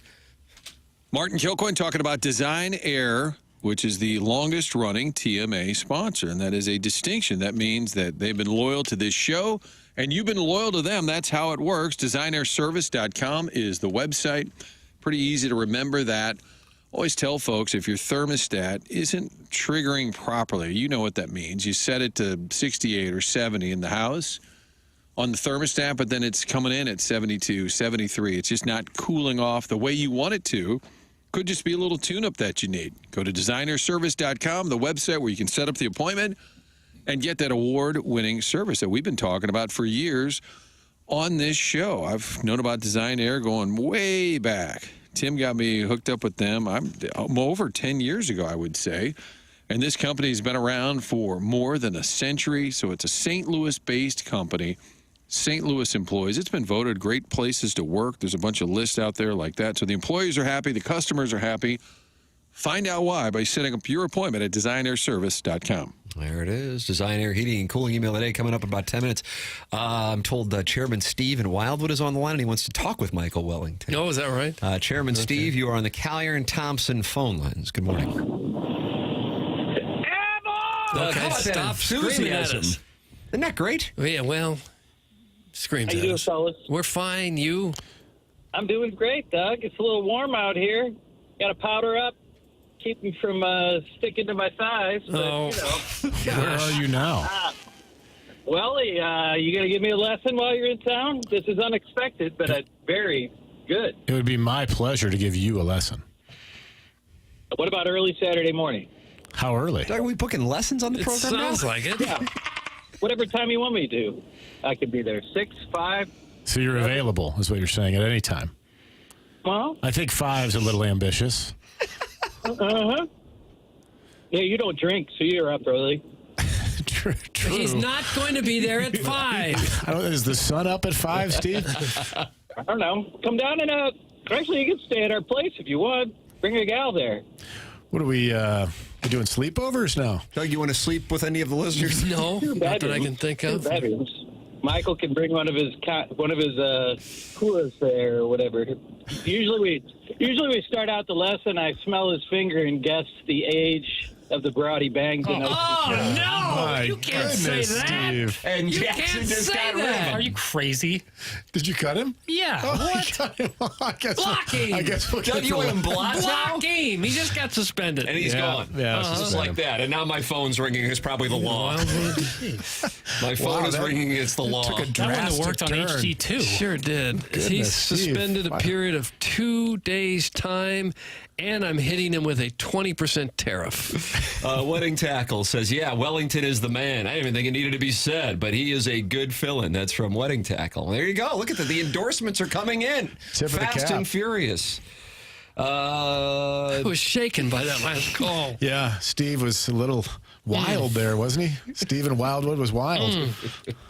They're not happy that Iggy. Why is Iggy playing on the mobile app? What does that mean? We're talking with because Chairman it's- Kurt. yes. The reason is in the TMA studio. That's where the mobile app feed comes through. That's what we use oftentimes for Sound Story. Usually the sound stories are done after 11 a.m. Today one is at 10:30 with Courtney Landrum from 106.5 The Arch, and that is where Chairman Kurt is, and so he had to switch off the feed. So if you want to listen to the feed, go to YouTube or the 101 ESPN app, or Doug, you can just listen on your radio. Like Boy, that'd be old school, wouldn't it? Has anybody seen Iggy? Sure. I texted or talked. I feel like what did I see him recently? So at the wedding. The wedding, that's right. Yeah. And he was. I did an Instagram live yesterday while doing QFTA, and he was in there answering questions. Yep. So, yeah. Congrats to Plowboy and absolutely. his missus on the nuptials. Doug performed the service. Really? He did. He really did. And he did a That's wonderful. what I It was said when they hot asked and me the to do fires it. of hell. What was that the last weekend in June? So probably about a month ago. I did a lot of preaching. Are you qualified for that? No. You only have to go on a website to get Well, that's qualified. what I mean. Yeah. Did you at least do that? Okay, Yeah. well, that's good. It took G-ing 5 it out, minutes. home slice, with the dice. What? Where'd they go on their honeymoon? They were going to the Dominican Republic. Nice. Is that where we lost Malcolm-Jamal Warner? No, he was Costa Rica. I did deep tease that. That was Costa Rica, 54 years old, Doug Theo Huxtable, drowning. He had, after, he'd been on a variety of shows, certainly most known for the Cosby Show, of course, but been on a number of shows, and then kind of got away from being a public figure, married, had a daughter, and passed away, I guess it was Sunday, in a drowning in Costa Rica. I mean, some of the greatest scenes from 1980s television were Malcolm-Jamal Warner and Bill Cosby's interplay as the only son in the Cosby Show family. I would agree. Yeah. When he got an earring, Bill Cosby not on board. When Denise designed a shirt for him. Denise. Doug, was Denise played by the great Lisa Bonet, who was married to Jason Momoa? I think so. Who was in Minecraft? Okay. Was Jack Black? Am I right she on all with that? Lenny Kravitz at some point? That's too? Zoe Kravitz's Lenny and Lisa Bonet's daughter. She was kind of strong, for a bit there. But she was married. I'm pretty sure she's married to Jason Momoa. Yes. Am I off on that? This is why having Movie Boy here is so great. Well, she definitely, yes, she was married to Jason Momoa from 2017 to 2024. She was married to Lenny Kravitz in the late 80s. Yeah. When they had Zoe Kravitz. Doug, there you go. Oh, okay. But She no has longer several- married to Jason no. Momoa. No, they divorced in 2024. They have a couple of different children. Okay. A couple different ones. Well, yeah. That was semantics. Just that they have multiple children. All right. Okay. So there's your Jason You've Momoa. been following Jason Momoa for years. I haven't really. Not You so enjoyed much. him on Game of Thrones. He was a Dothraki. I didn't watch that, no. You tried to get into it, but I just tried felt like on people multiple walking into the occasions. woods. Yeah, it would just be people staring into space, surrounded by rocks. And I said, I don't really like this. There's Doug's review of Game of Thrones. All 8 seasons. If you're interested Staring in at rocks. watching the program, I'm interested in Dr. Brandon Pryor and 100 West Dental, located on Manchester Road in Baldwin. No insurance, no problem at 100 West Dental. They have a membership plan that aids in the cost of dental work for those who do not have dental insurance. And they built brand new offices with the most modern technology for the patient experience at the front of the mind. No phone calls needed to get in. Just check the calendar online at 100westdental.com for availability, and you can book right then and there. Poor dental health can affect the rest of your body's health. Don't separate the two like insurance does. Make sure that you're taking care of yourself by getting checked up. And you go to 100westdental.com and you go in there and you get checked up and you go in and you go, I can't believe this is a dentist's office. It's unbelievable how world-class the facilities are with the technology right there on Manchester and Baldwin, 100westdental.com. And if you are interested, mention my name and you get $1,000 off Invisalign at 100 West Dental. On the fence about Invisalign, they have a digital scanner that can show you a simulation of what it'll look like before you even go through with it. It's 100 West Dental at 100westdental.com. We will have the Design Air Heating and Cooling email today coming up. BK and Ferrari at the top of the hour. The program is called TMA. It's presented to you by Brown and Crouppen on 101 ESPN.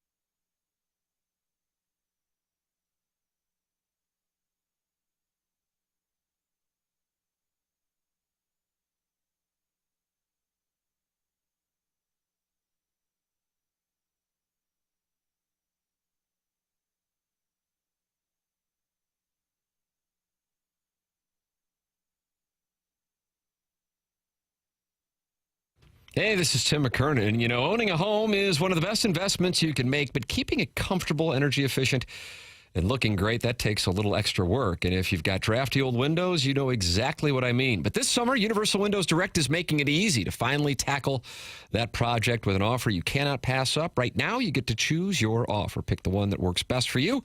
Payments as low as $99 a month or 12 months with no payments and no interest. Seriously, upgrade your home now and relax until next year. Plus, Universal Windows Direct will give you a free in-home window and energy assessment. They'll show you exactly where your windows might be letting in heat and driving up your energy bills and how new windows can help keep that money in your pocket. I always say this, I trust Universal Windows Direct because they make it easy. Their team handles everything. The install is fast and professional, and you can feel the difference right away. Their exclusive Super Spacer technology helps block drafts, keeps the inside temperature steady, and saves you money on heating and cooling. So if you want to take care of your home the smart way this summer, don't wait. Call 314-334-2522 or go to universalwindowsdirect.com to schedule your free in-home estimate today and choose the payment plan that's right for you. Trust me, once you get those new windows in, you'll walk around saying, I love my windows.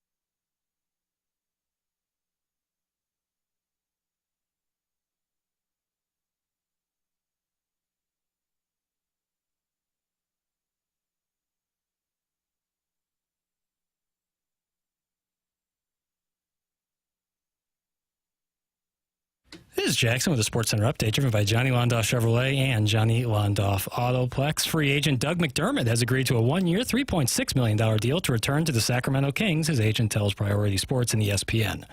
That was another SportsCenter update driven by Johnny Londoff Chevrolet and Johnny Londoff Autoplex. See them at Londoff.com. Chevy, together we drive. Are you kidding me?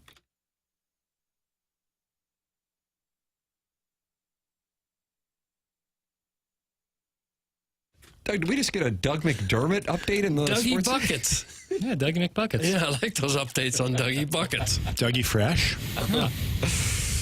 Carved himself out a nice little NBA career.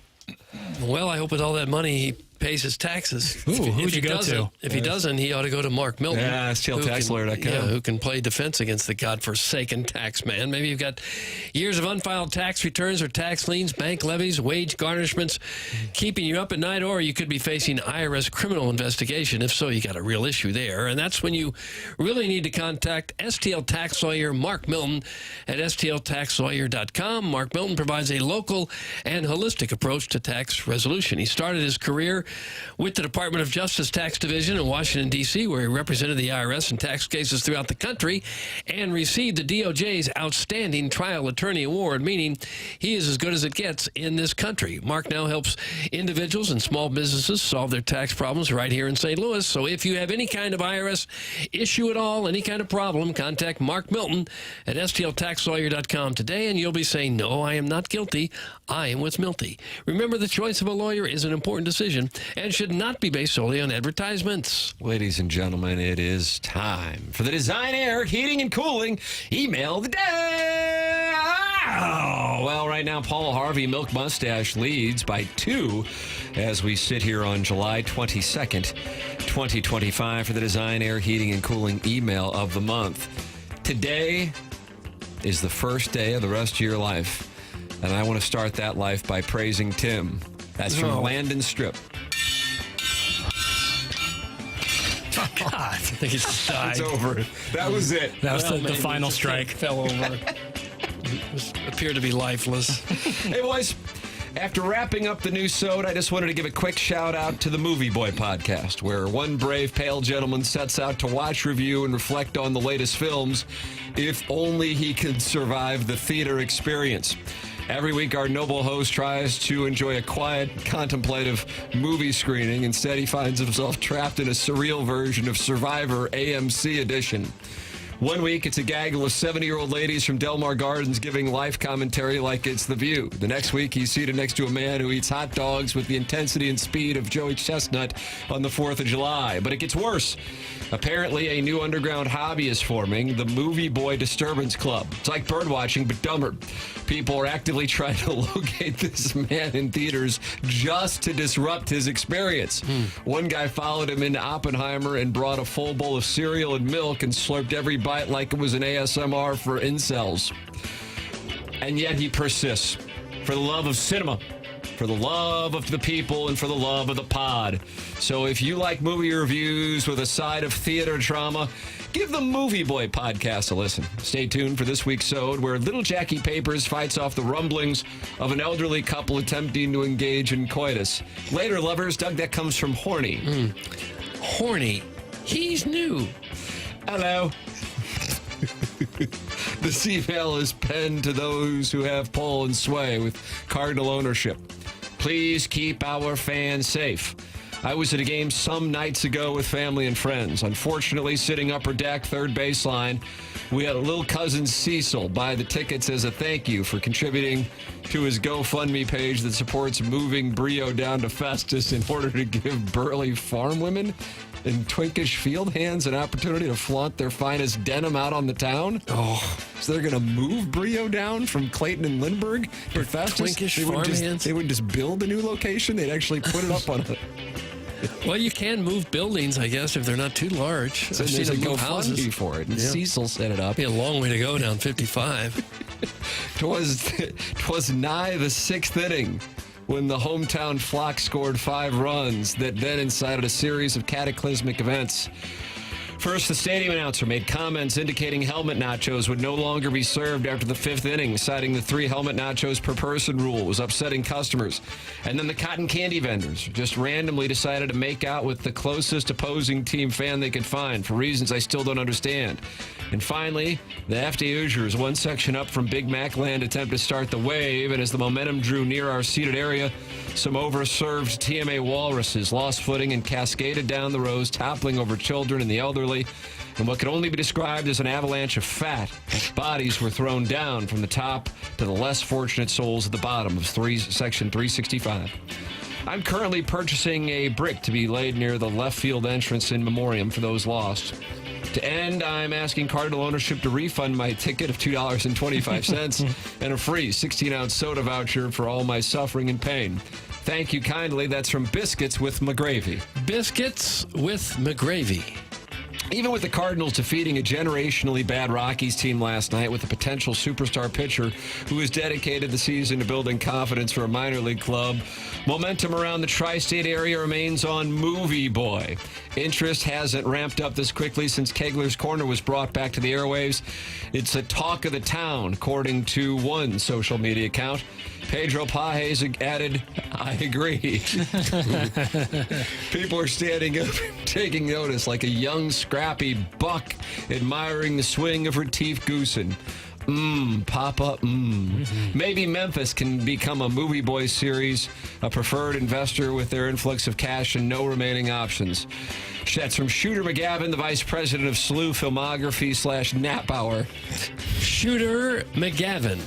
And finally, as we celebrate the 40th anniversary of National Lampoon's European Vacation this week, featuring the delectable Billy Zabka as Audrey's boyfriend, I can't help but think of Clark Griswold driving on the wrong side of the road, getting into accidents, running over cyclists, and telling the keeper of the inn that my family and I are looking for sex. This email is sponsored by the best emos in town, right there in downtown Kirkwood. Hey, Doug, Ixnay on the idnapping K. K? Oh, that's right. The Cardinals are coming tra-la as they ship the Rockies, who became the first team since the 1916 Philadelphia A's to lose at least 76 of their first 100 games. Don't get too excited because Mo's got one last trade deadline to dump underperforming assets while their value is bottomed out, only for them to flourish with their new team and win LCS MVP. Meanwhile, in Como, Dennis Gates has landed 5-star guard Jason Crow, who, if everything goes as planned, will lead the Tigers to the NCAA tournament in 20 months while he's cheered on by Libby Jack from his Camboy feed. And what's the media in his town talking about? A khaki smoke show hearing himself out for an interview with the NFL's all-time leading rusher as they slow danced at a Collinsville motel 32 years ago. I recall Doug telling us about it after a TMA Live once. I think it was the Webster Groves Hot Shots in October 2017, saying Sweetness's hands were a little too low for Doug's liking, but fortunately or unfortunately, he stopped short of the butt crack. Oh. That's from Buck Swope, DBA, the Recess Ladies Breast. And Doug, that's what we have for the Design Air Heating and Cooling email of the day. The question now that has to be answered by the members of the day is what you got. I guess because of his turn of a phrase, avalanche of fat, I'm going to vote for Biscuits with McGreevy. Michael. I am always enamored with the talented writing of a Buck Swope. Oh, he is very talented. He's so good. Okay. I'm going Buck Swope as well. Yeah. Biscuits with McGreevy has won the Design Air Heating and Cooling email of the day. I love Buck Swope. I appreciate his work. Yeah, me too. Biscuits with McGreevy has won the Design Air Heating and Cooling email of the day. Time for us to shut it down. BK and Ferrario are up next. Michael, you're back tomorrow for more magic. Can't wait. Can't wait. For Jackson Burkett, for Chairman Kurt, for Michael Wellington, filling in for the vacationing Martin Kilcoyne, for my brother Kevin, for Douglas Elvin Vaughn, I'm Tim McKernan. This has been TMA, presented to you by Brown and Crouppen on 101 ESPN and the TMA STL YouTube channel.